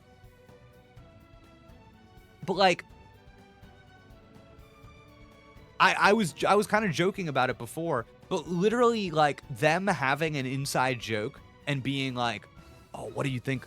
What do you think's at Elysium? Like, I think, oh, see, this is what I'm saying. I know this is why it's going to be hard for people, because we've got this comment here that says, I think Rex's naivete on display is pretty specific to him, though. It's a lot more implicit, so I think I get what you mean. No, but it's not implicit. That's not implicit at all. What you're referring to as Rex's naivete is not subtext. It is text. It is like the very thing that the game needs you to see is different between him and everyone else. Like, Nia directly is like, Yeah, you think Elysium is real? Like, that is not subtext. And so him having that attitude is not sharing something. It's not opening up. And him having that attitude about Elysium is not sentimental because it's too big. It needs to come from in here. It needs to be something that, like, he chooses to share with Pyra that is not like the headline of his character. And we don't get any of that. There's like nothing between Rex and Pyra that doesn't exist with every other character. There's no bond. There's no sentiment. And like, if you read any books, if you read any fiction, if you read any like Sally Rooney, if you read any like fiction that's about particularly like young people, or just like people that are like in relationships, like when they meet each other, kind of like how they establish that bond, even if it starts off rocky or bitter, then changes into something else. You have to like scaffold stuff to build on. You have to give them a shared language that other people don't have so that you can develop that language and create meaning out of it. And they're not giving us enough stuff. There's not enough stuff there. You can't build anything. So it's too wide. Oh my god. Tyrus, thank you. I'm yapping so hard my voice is starting to go. Tyrus, thank you so much for gifting 5 subs to the stream while we're just yapping on the pause screen. I appreciate you so much. I appreciate you so much, Tyrus. Thank you. Thank you for supporting the stream. 5 gift subs. That is crazy. We've had so many subscribers. So many gifted subs today. So kind. Really appreciate it. Thank you so much. Earlier, Tyrus said that it's missing the salvager's code. I don't even disagree. I don't even disagree. I like that. It shows character. There's something there. I think it almost could have worked if Rex promised to Pyra that he'd take her to Elysium was a secret between the two. Like, believing in Elysium is such an embarrassing detail that he only shares it with her. Yeah, that's interesting. I think, like, just giving them like anything is I think what's tough is that if you've played through this entire game and you love it and you love all of the elements, I think that the elements themselves, like the parts, are all actually like really there. They're all like there. Like I kind of see what everything is supposed to do and how it's kind of supposed to work. Is the mic out of sync? Try changing your Twitch stream settings. It might be a little bit, but I don't think enough that it should bother anybody. Give a little refresh. Oh, I forgot earlier I was gifted a sub when I wanted to sub myself. So to inflict my rage, I'm killing with kindness. Thank you so much, cheers. Oh yeah, so all of the parts are there. So there's a degree to which I'm like, out of the experience of actually experiencing the story, I think a lot of this stuff can appear really, really good to you, like zoomed out. But like the performance of it, there's like stuff that's off. It's not, it could be so much tighter. And what's really tough is that I see like I think that this would make like an incredible TV show. I think you could really turn this into like a really nice anime. Like that's how strong the parts are. If you didn't have to focus on combat and tutorials and all of the other like gameplay stuff that they're doing, the menus, the all that stuff, I feel like you could really do like really strong, like it lends itself. There's man, it lends itself to like that kind of story like so well that I wonder if like it like lives in people's imaginations in that way to a certain degree. I don't know. It's really interesting. I think it's like really good material. Yeah, it's just one pass. One script, one script just top to bottom. I so far I'm like damn. So I'm curious if I'll feel this way from beginning to end. I just feel like it's so close. It's so close to being like really good. My concern, okay, I have a concern. My concern going forward is that there will be too much big emotional stuff. Like they're going to try to connect characters through like really deep like trauma and backstory and kind of like tragic backstory stuff before they kind of like lay a foundation of sweetness and friend stuff that kind of gives way to the opening up. That's my concern. And I think like there's just as much artfulness and beauty and meaning in friendship and platonic love and connection as there is in pain and trauma. And I think sometimes as a society, we just like invest too much and we inject so much meaning in pain and trauma, and we don't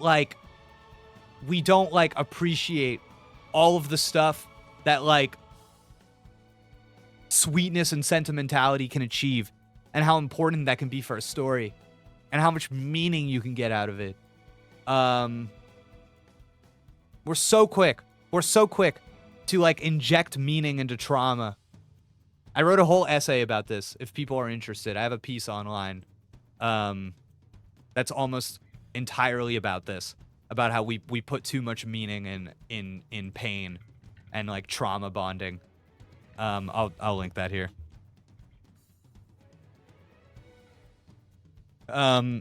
Yeah. So if that's something that's interesting to you, please read that piece. I think it's a good one. Yeah, so I don't know, man. I just hope we get some I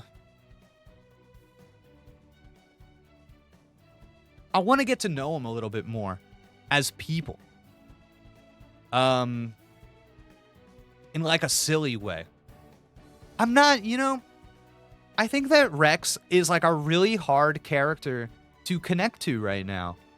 I think Rex is like you can kind of extrapolate about Rex and you can make him somebody who's like, I just want to see the best in people. But he doesn't have a lot of like, there's not a lot of stuff for me to like really grab onto and like see myself in right now. He's like not 100% there. I think he's maybe functioning too much for the story and not enough for himself with like a sense of integrity to his own character. So I think that might be a weakness here. Yeah, Ryan is such a good point of comparison because I think Ryan is a character that like really does have a sense of integrity. Like, I feel like we understand Ryan and we understand like how he would react to situations and like what his priorities are, what makes him emotional, when he stays reserved. And I think like Ryan has like a way that like feels tangible and feels like people you know. You feel like you've seen people in your life that are like that have Ryan energy. And I feel like you've seen people in your life that have Shulk energy, right?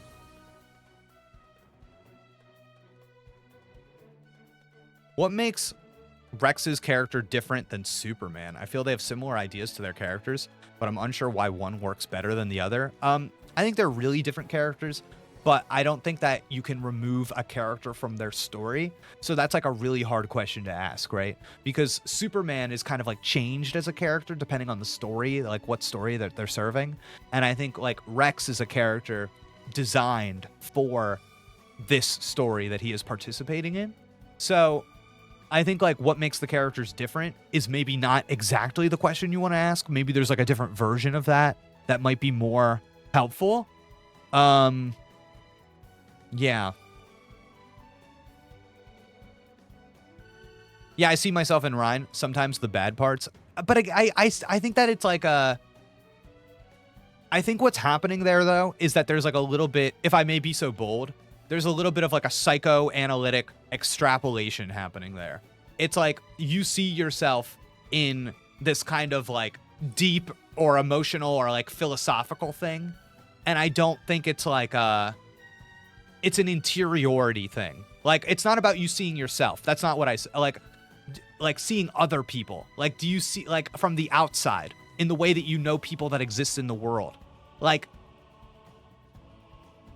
we don't have access to Rex's interiority, right? So I think to compare Rex with our own sense of interiority, which is obviously super heightened because it's us, that's like a really, that's like taking a lot and mapping it onto a little. So I think it's important. So I think it's helpful to view characters not through the lens of like mapping our own mass interiority onto them, but like if you saw them, if they were somebody you knew outwardly, where like who do they remind you of? What do you see? You know.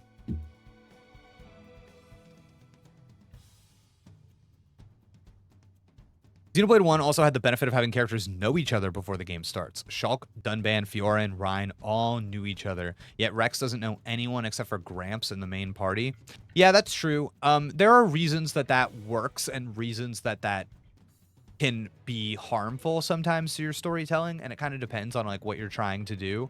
I think what it helped with in Xenoblade 1 was that it gave them pre-existing character dynamics that like didn't have to be justified. So you kind of knew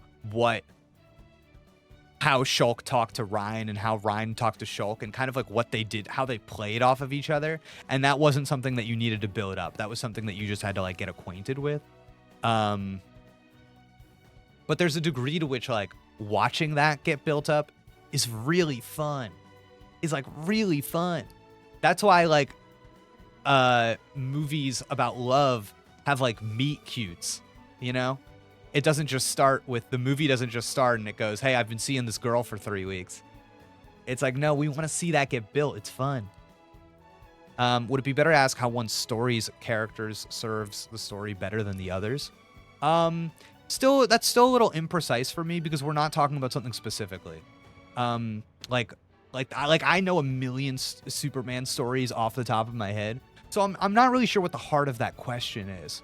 Because you're interested in how you feel like, oh, okay, so what you're identifying that you see Rex is somebody that's like idealistic, and you think that Superman as a character is a character that's idealistic.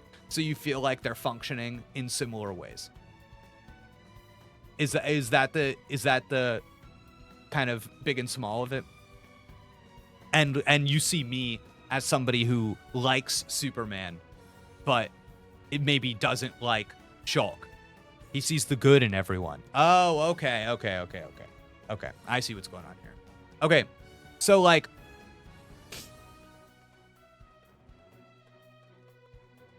Shulk. Did I say Shulk? Shit, guys, I gotta do something. I gotta do something about this. I gotta do something about this. I'm like writing myself a note right now. I've got to put a sticky note up on my computer and I gotta say Rex, not, and cross out Shulk.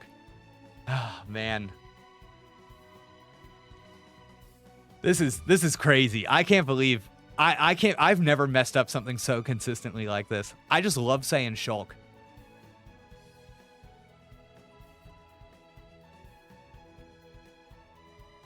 Make it a topic for one of your heart-to-hearts.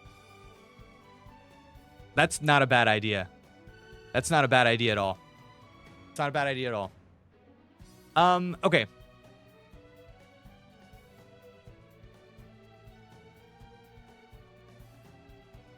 So, this is not going to be a great conversation because I'm talking about Superman as an idea rather than as a character in a functioning story. So this is not going to be great, but I want to kind of like, I want to address this like a little bit. So the tension that is present with Superman seeing the best in people I think is an effective part of his character because he has such enormous affecting power. There's tension in that Superman could kill everybody. He could rule over the entire world. But instead, he has restraint and belief in humanity. And those two things, there's like dramatic tension there, which is like really compelling, I think. You have kind of a lot of Superman stories ask him to kind of prove his belief in people and like inspire others. If you saw like the most recent Superman movie, that's like a huge part of it, is that like there are two places he needs to be at the same time, but there's other superheroes that he inspires over the course of the movie that go off and handle this foreign conflict while he's dealing with the stuff happening in Metropolis. And I think like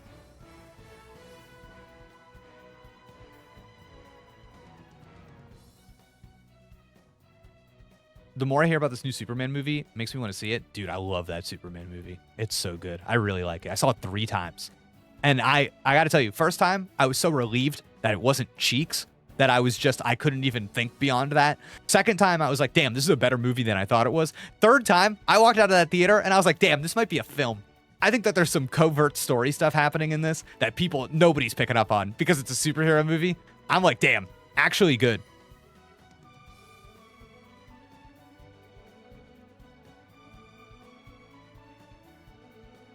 So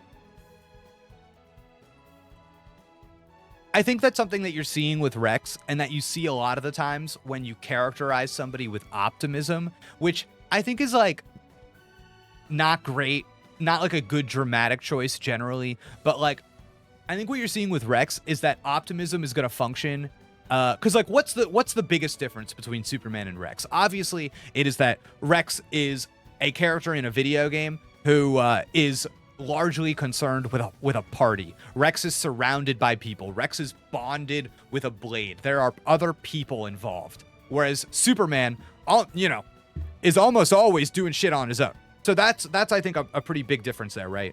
And I think like you see how their optimism, if you identify that as a core trait, is functioning very, very differently because of that core difference. For Rex, optimism is going to be something that is used to inspire his companions who are going to validate his optimism. They're going to be like, oh, being optimistic is generally that's good. We may go the other way once or twice for the sake of the drama, but generally it's all about validating that optimism.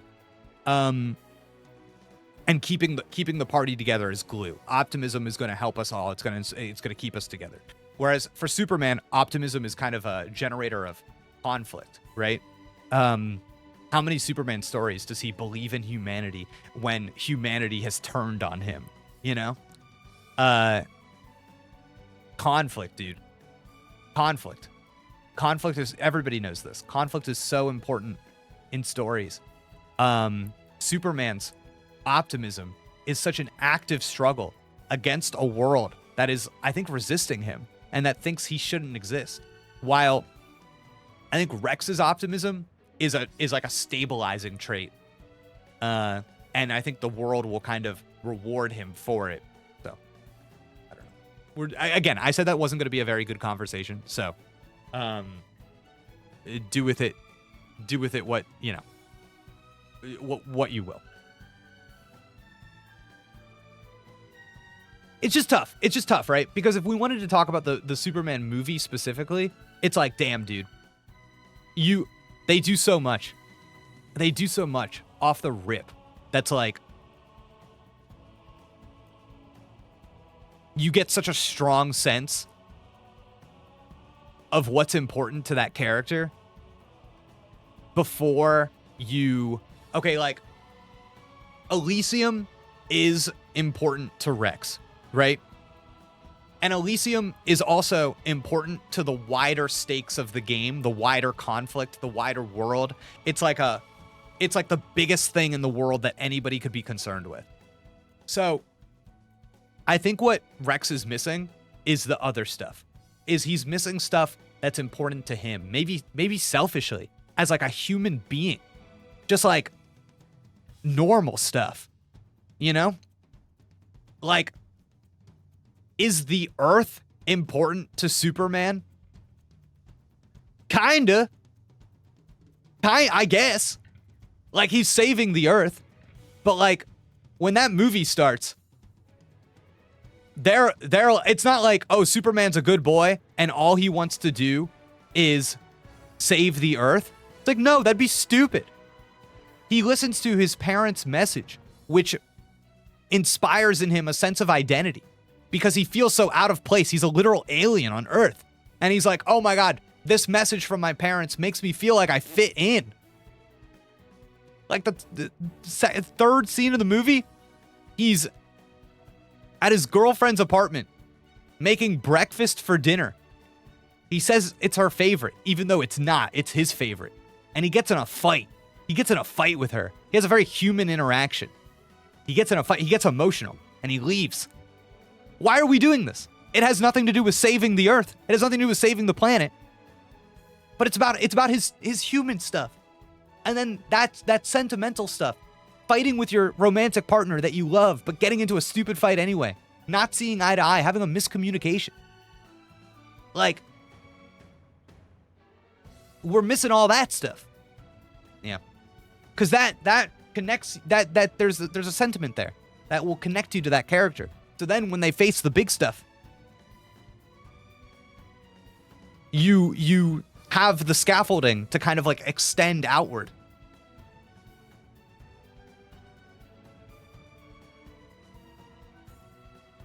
I think it is fine to have the super good, always trusting character, but if you do, I think either there has to be some sort of showcasing how that goes wrong, because what you're doing is an argument. You're arguing that everyone has some amount of good, regardless of how bad they may seem, but you need to showcase how that idea can potentially be wrong. Yeah, and that's like fine from a dramatic sense, but way before that, way before we get anywhere near that, you need to show me that like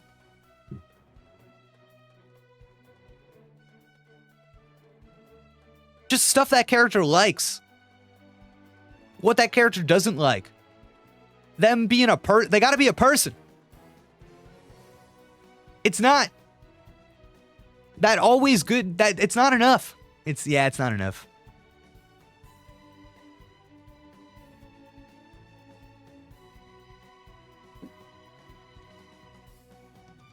It's really powerful that Superman could look down on everyone, but he actively chooses not to. He even believes in the good of Lex when he probably shouldn't. Sure. What do you mean? He spelled it out in the first cutscene. He is worried about the fact that people are going to have nowhere to live in a few more generations and that war is brewing because of it. Yeah, and that's the thing. I think that this is going to work for some people, but it doesn't work for me. It doesn't work for me. Like, you need to do big stuff and you need small stuff. You can't just only do big stuff, you know? Like, Rex's primary character trait is that he's worried eventually global warming will take us all. Boo. Boo. Boo. I think we know. Like, we know that that's not human. We know that that's not real. That's fake. That's a primary fiction character. You know what I mean? You like, nobody is born with that. Rex is somebody before he goes, my primary trait is that people are not going to have a place to live.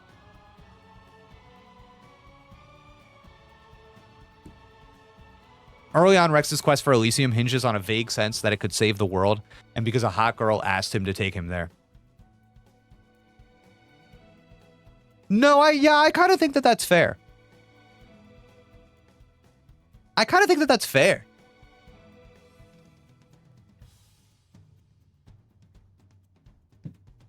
Rex just saying his motivation, but we don't really feel it.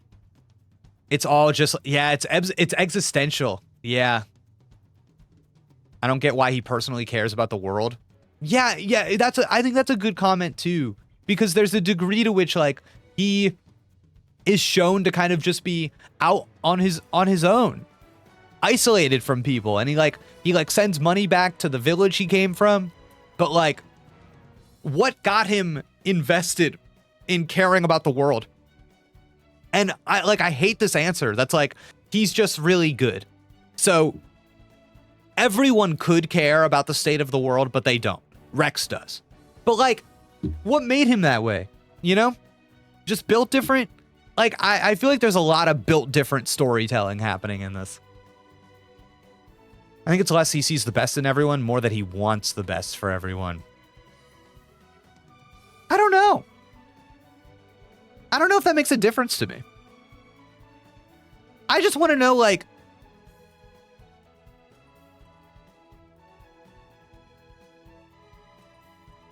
does he like stuff?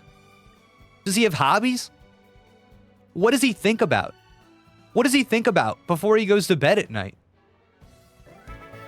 When he's off salvaging, thank you for the bits. When he's off salvaging stuff, what's he thinking about in his head?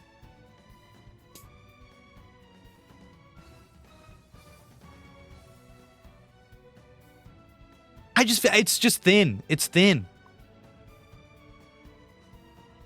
They tried to connect his desire for Elysium with the salvaging. Oh, ew. Is it like I'm going into the unknown hoping I find something? Gross. I think you're supposed to be questioning these things and looking forward to the answers.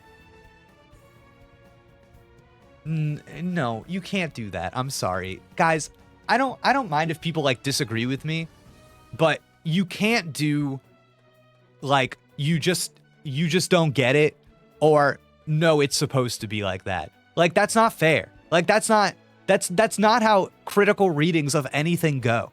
That's not good for discussion. You know? It's like the point here is that we're having an active critical discussion. And if you come into something I say and you go, you just don't get it, then I guess I should just shut the fuck up. You know what I mean? I guess I should just shut up and not do this. Like, it's, and I'm sorry, guys. There's nothing I learn in the future is gonna make me come back to this and go, actually, this was good. Nothing. No, the story needs to keep you interested, not the other way around. Yeah, dude. Especially this many hours in. We're pretty deep in, Cheb. Pretty deep in. A few chapters in. I really think a lot of it was some like chapter 1 misses. I think chapter 1 was like a little rushed. I wonder if like when you're making a game, how much of it is we've got so many tutorials, we've got so many of these things, we got to get things going. We got to get things going, you know? Yeah, I think a lot of people think that my complaints are about like stuff not being explained. And those are not my complaints. I'm not looking for answers. I'm looking for a intentional and purposeful order in which characters are teased out and then bonded together, right? There's a degree to which, like, if you think about a traditional story, when does a bond between two characters form? When does it form? Does it form immediately the second that they meet each other? I don't think so. Typically, no, right? In like have you ever seen like a Freaky Friday? You know when the characters like swap bodies in any movie like that? It's like, oh, okay, our paths have crossed and we're at odds with each other. And now we have to get to a place where we can connect and we can bond and we can transform our relationship, right? And I think like the movie Freaky Friday, yeah, or like any of the body swap movies in that vein, right? There's a great Wikipedia page you can find of body swap movies that lists them all. And it also lists like the device through which they get body swapped. So like in it's a boy-girl thing, it'll say in the column, it'll be like statue magic. You know, it's good. But anyways.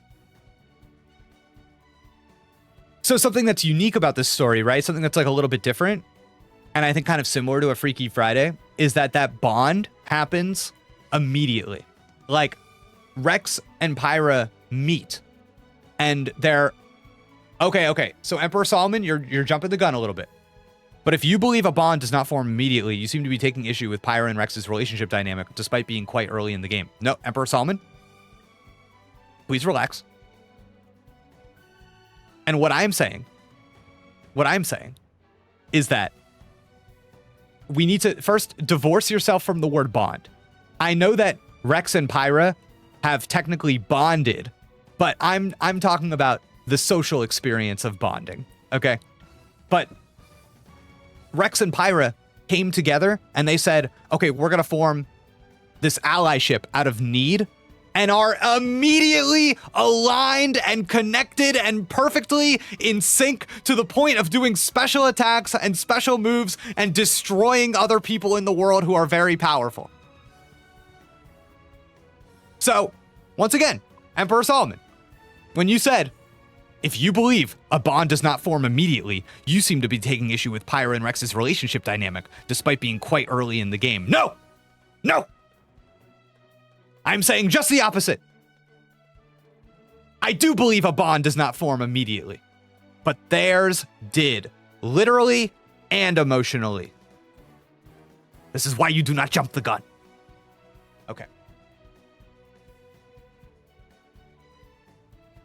Okay. So, does it not make more sense, in a dramatic sense, to have them link together, to now have their destinies tied to each other, and now, like in a Freaky Friday way, be like, oh, we are not in sync. We have to make this work. This is not, I hate this answer. I hate this answer. Why are you guys fighting me? They aren't perfectly in sync, though. They're weak. Shut up! Shut up! They've beaten everyone! Shut up! You can't possibly say that! Just because a character they beat said they have not unlocked their full power, you just buy into that? Well, the person shut up! Oh my god. Oh god. They did everything they needed to do. And more than that, more than their literal power, I would say that they are mentally, emotionally, all of that, they are aligned. They are aligned. They are completely in sync. They have not had a moment of friction between them. Not once. They did synchronized aerial combat. They decided the names of moves. Special attacks. That didn't even work when Goten and Trunks did the fusion dance. They had to practice that shit. That's not anime shit. It's not true. It's not true. You're lying. Goten and Trunks needed to practice. Fusion. Ah! Oh no, we became a fool. I'm on to you guys. I'm on to you guys that say the anime thing and use it as an excuse. I'm on to you. I see you clearly. Oh my god. I see exactly what's going on here. Oh man.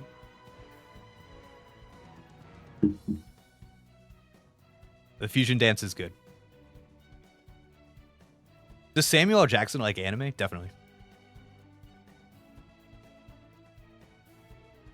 Thank you for this, Jake. Okay, good. I'm glad. Listen, obviously, I'm going a little over the top here. We're just having fun. But underneath it all, I hope people understand where I'm coming from. I hope people understand that there's like, I have an intuition in me that is calling out and saying something here is unsatisfying, and I'm just trying to investigate it. I'm trying to investigate it and figure out exactly what it is. Man, I'm really surprised that people in the chat are like, man, you're really jumping the gun. It's like, how many hours of the game do I have to play until I can like critically think about it? It's really weird. I'm really surprised by this. It's very strange. Jake, are you familiar with the peak end rule? I think it could be a relevant teaching tool here. I don't like I understand that the argument that we are like trying to like build up to here, but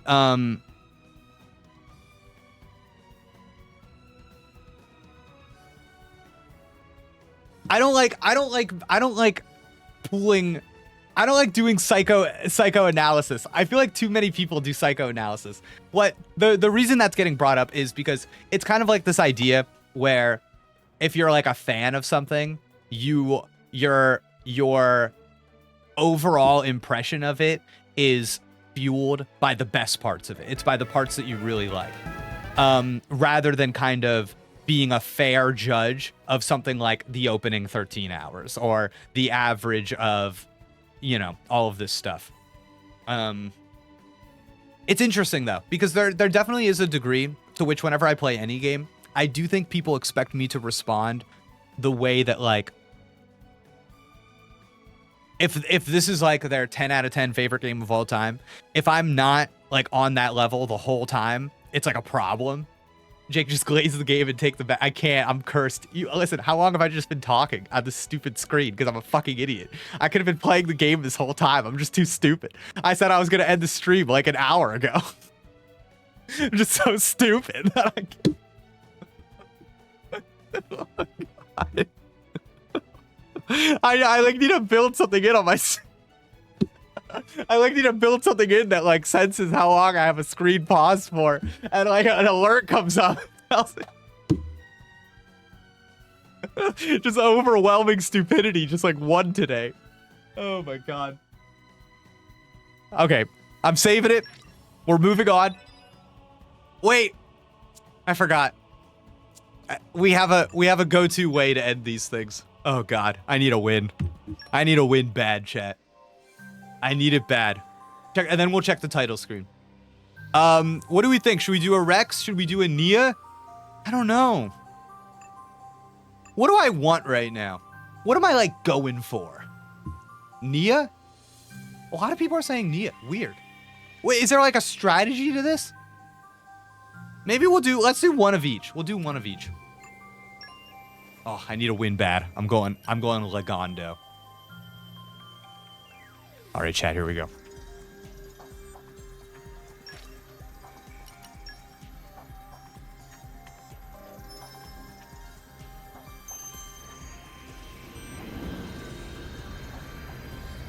Pressure feels high every single time. Every single time pressure feels high. If they do a Switch 2 edition of this game, I hope that they remove this like loading screen.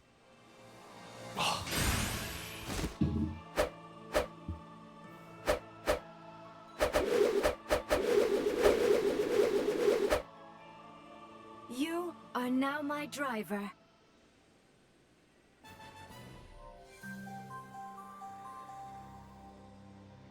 Hate these, dude. But it makes the dubs that much sweeter, right? It makes the dubs that much sweeter. You can skip the cut. I would never skip the cutscenes. We have to endure. We have to endure. All right. Here we go. We have to endure. All right, here we go. Come on. Come on, baby.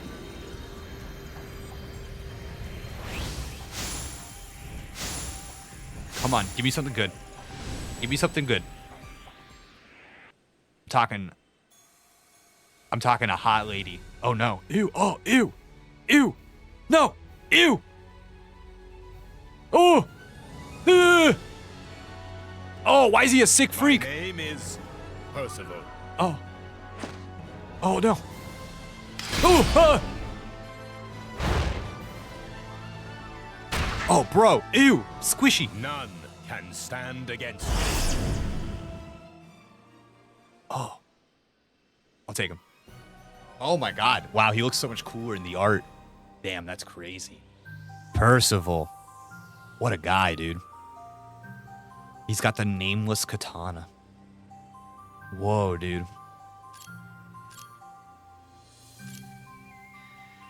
Attack by spraying out dark ether. Oh, shit. This guy's cool. So like, okay, can I ask something about this game? Is this the kind of game where it's like a Pokemon? Does everybody in chat have like their favorite blade? Or is everybody's favorite blade just like Pyra? Like, okay. Cause I feel that they're giving side character. You know what I mean? They're giving side character. Kinda? Okay. There's a guaranteed rare blade you can get who's really good on Nia in Argentum. It's awfully bold of you to assume I know what Argentum is. Awfully bold of you.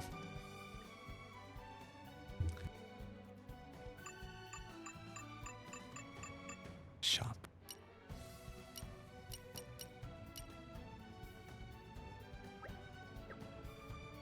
The first place? How do I get there, chat? How do I zoom out to the wider world?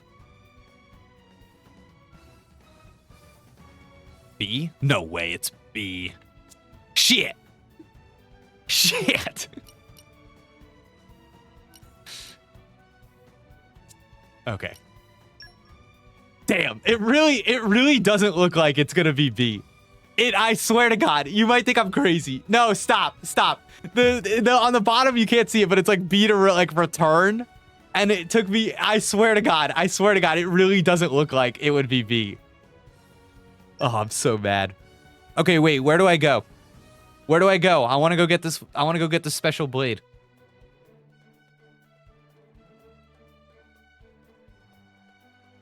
Upstairs?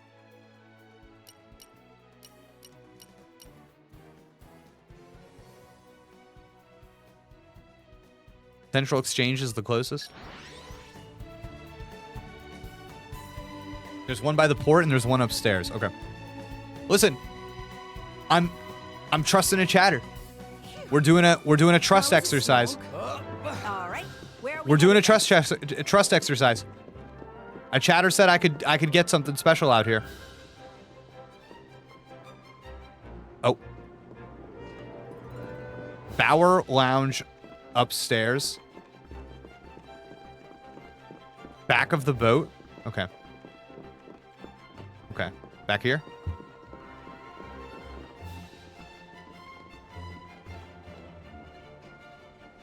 Talk to Razzly Dazzly? No, stop. You're just... What are you guys saying? Go back and take a right? Really?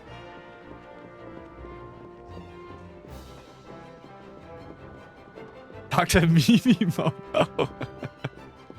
Okay, so... Oh, I see what you're saying. Okay, this out the back. Okay. Out by the boats?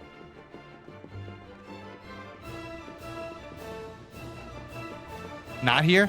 Shit. Guys, I'm dying.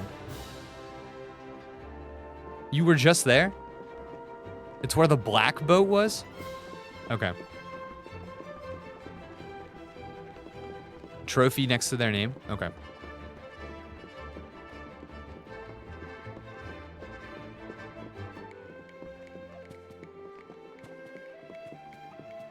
Oh god, I'm like really trying to have an eye on chat while running. And wait, that's what it is. I need to read your chats in the tutorial guy voice, and then maybe that'll help me understand. I think going up the stairs is a good idea for this. Okay. The second floor. When 100 voices give the directions at the same time. Oh, is this Razzly Dazzly? Oh no, this is Helle.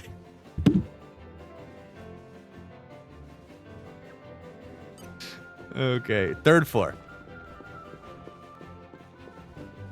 This is like Twitch plays. This is like Twitch plays Pokemon. Okay, is this Razzly? No, that's Hurry Scurry.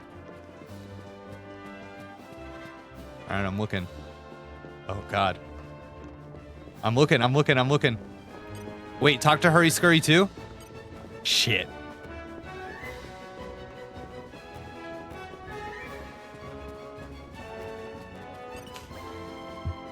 Ah! They're our friends! Me search high and low in all places in between for you.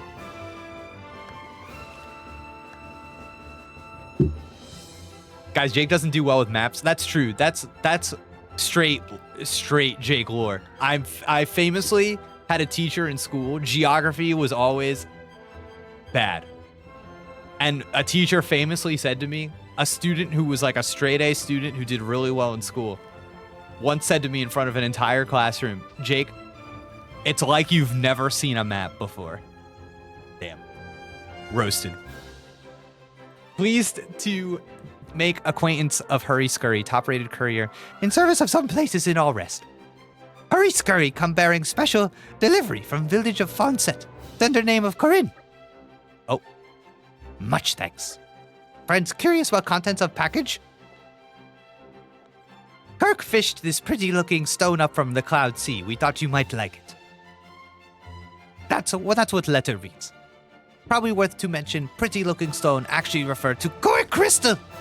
Oh. Meh? Hurry Scurry did nothing wrong. Why friends look at me like commit conduct unbecoming of delivery pun?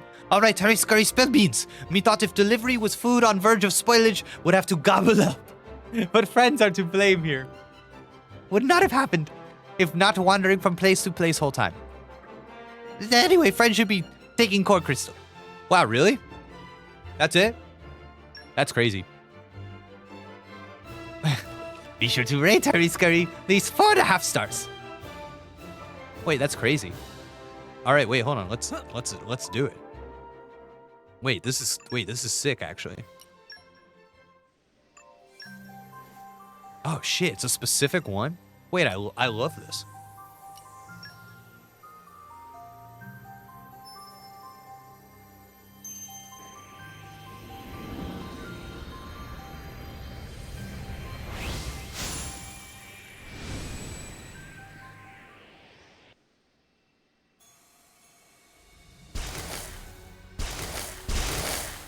Oh, yes. Yes. It's like a delivery person. They're moving fast. Crosset's the name. Guys, I won't let you down. This is so exciting. Brave Crossett. I'll do my best to brighten things This is the best one.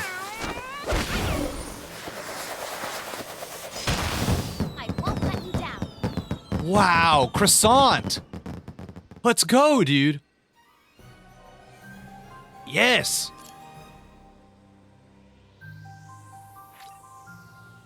Sick. Croissant. Damn, dude. I feel like Dromark might be out, chat. Dromark might be out. I feel like we can't get rid of the book lady.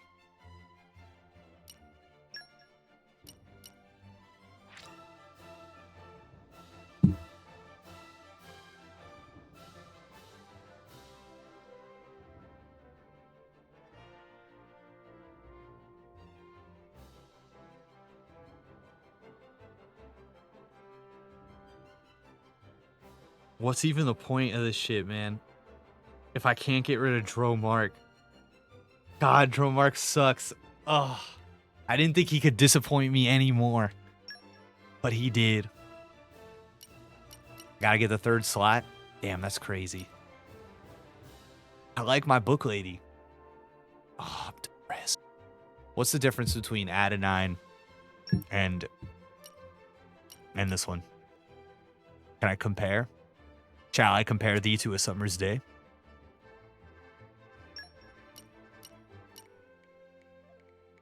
They seem like they're both good.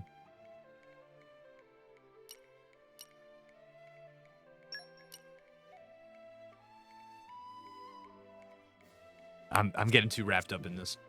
I'm getting too wrapped up. No. I can't just abandon my book lady for croissant. Okay? All right, where's the second one? Where's this other Nopon? Where's he at?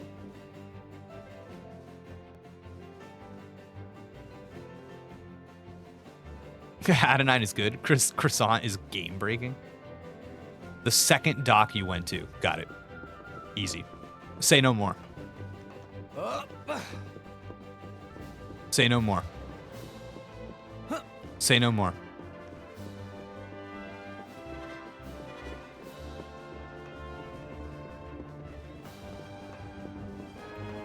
Oh.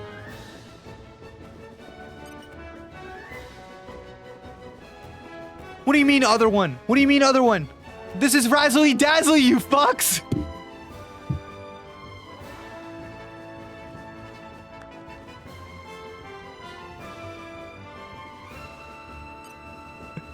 You just like his name? Oh, I'm so mad.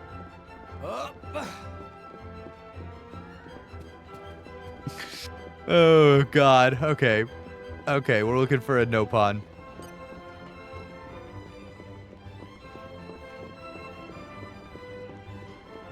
Sorry.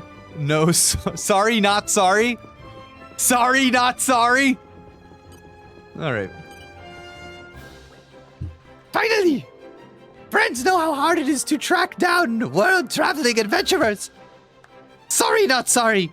A seasoned veteran courier.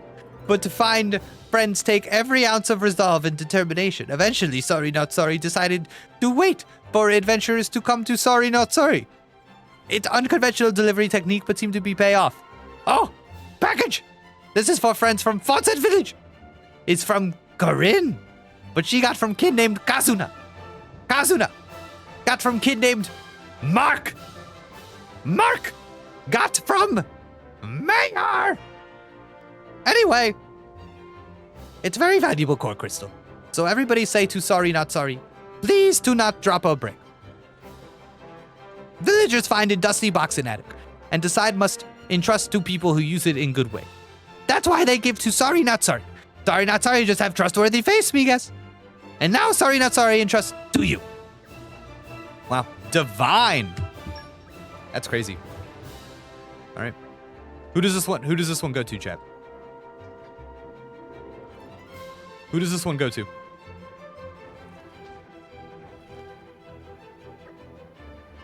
Rex?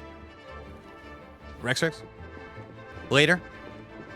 Okay, listen, I love saving it for later. I love saving it for later. Love saving it for later, chat. All right. You don't have to tell me twice.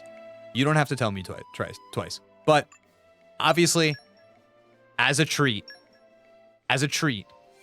I've got to give Rex a little taste before we end the stream as a treat.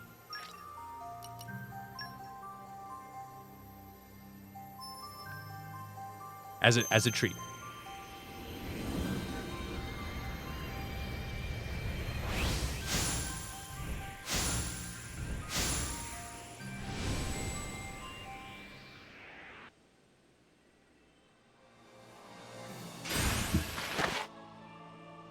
What's the point of this? Man, Rex hasn't hit a not common in a long time, Chad. In a long time. You can't end on a loss?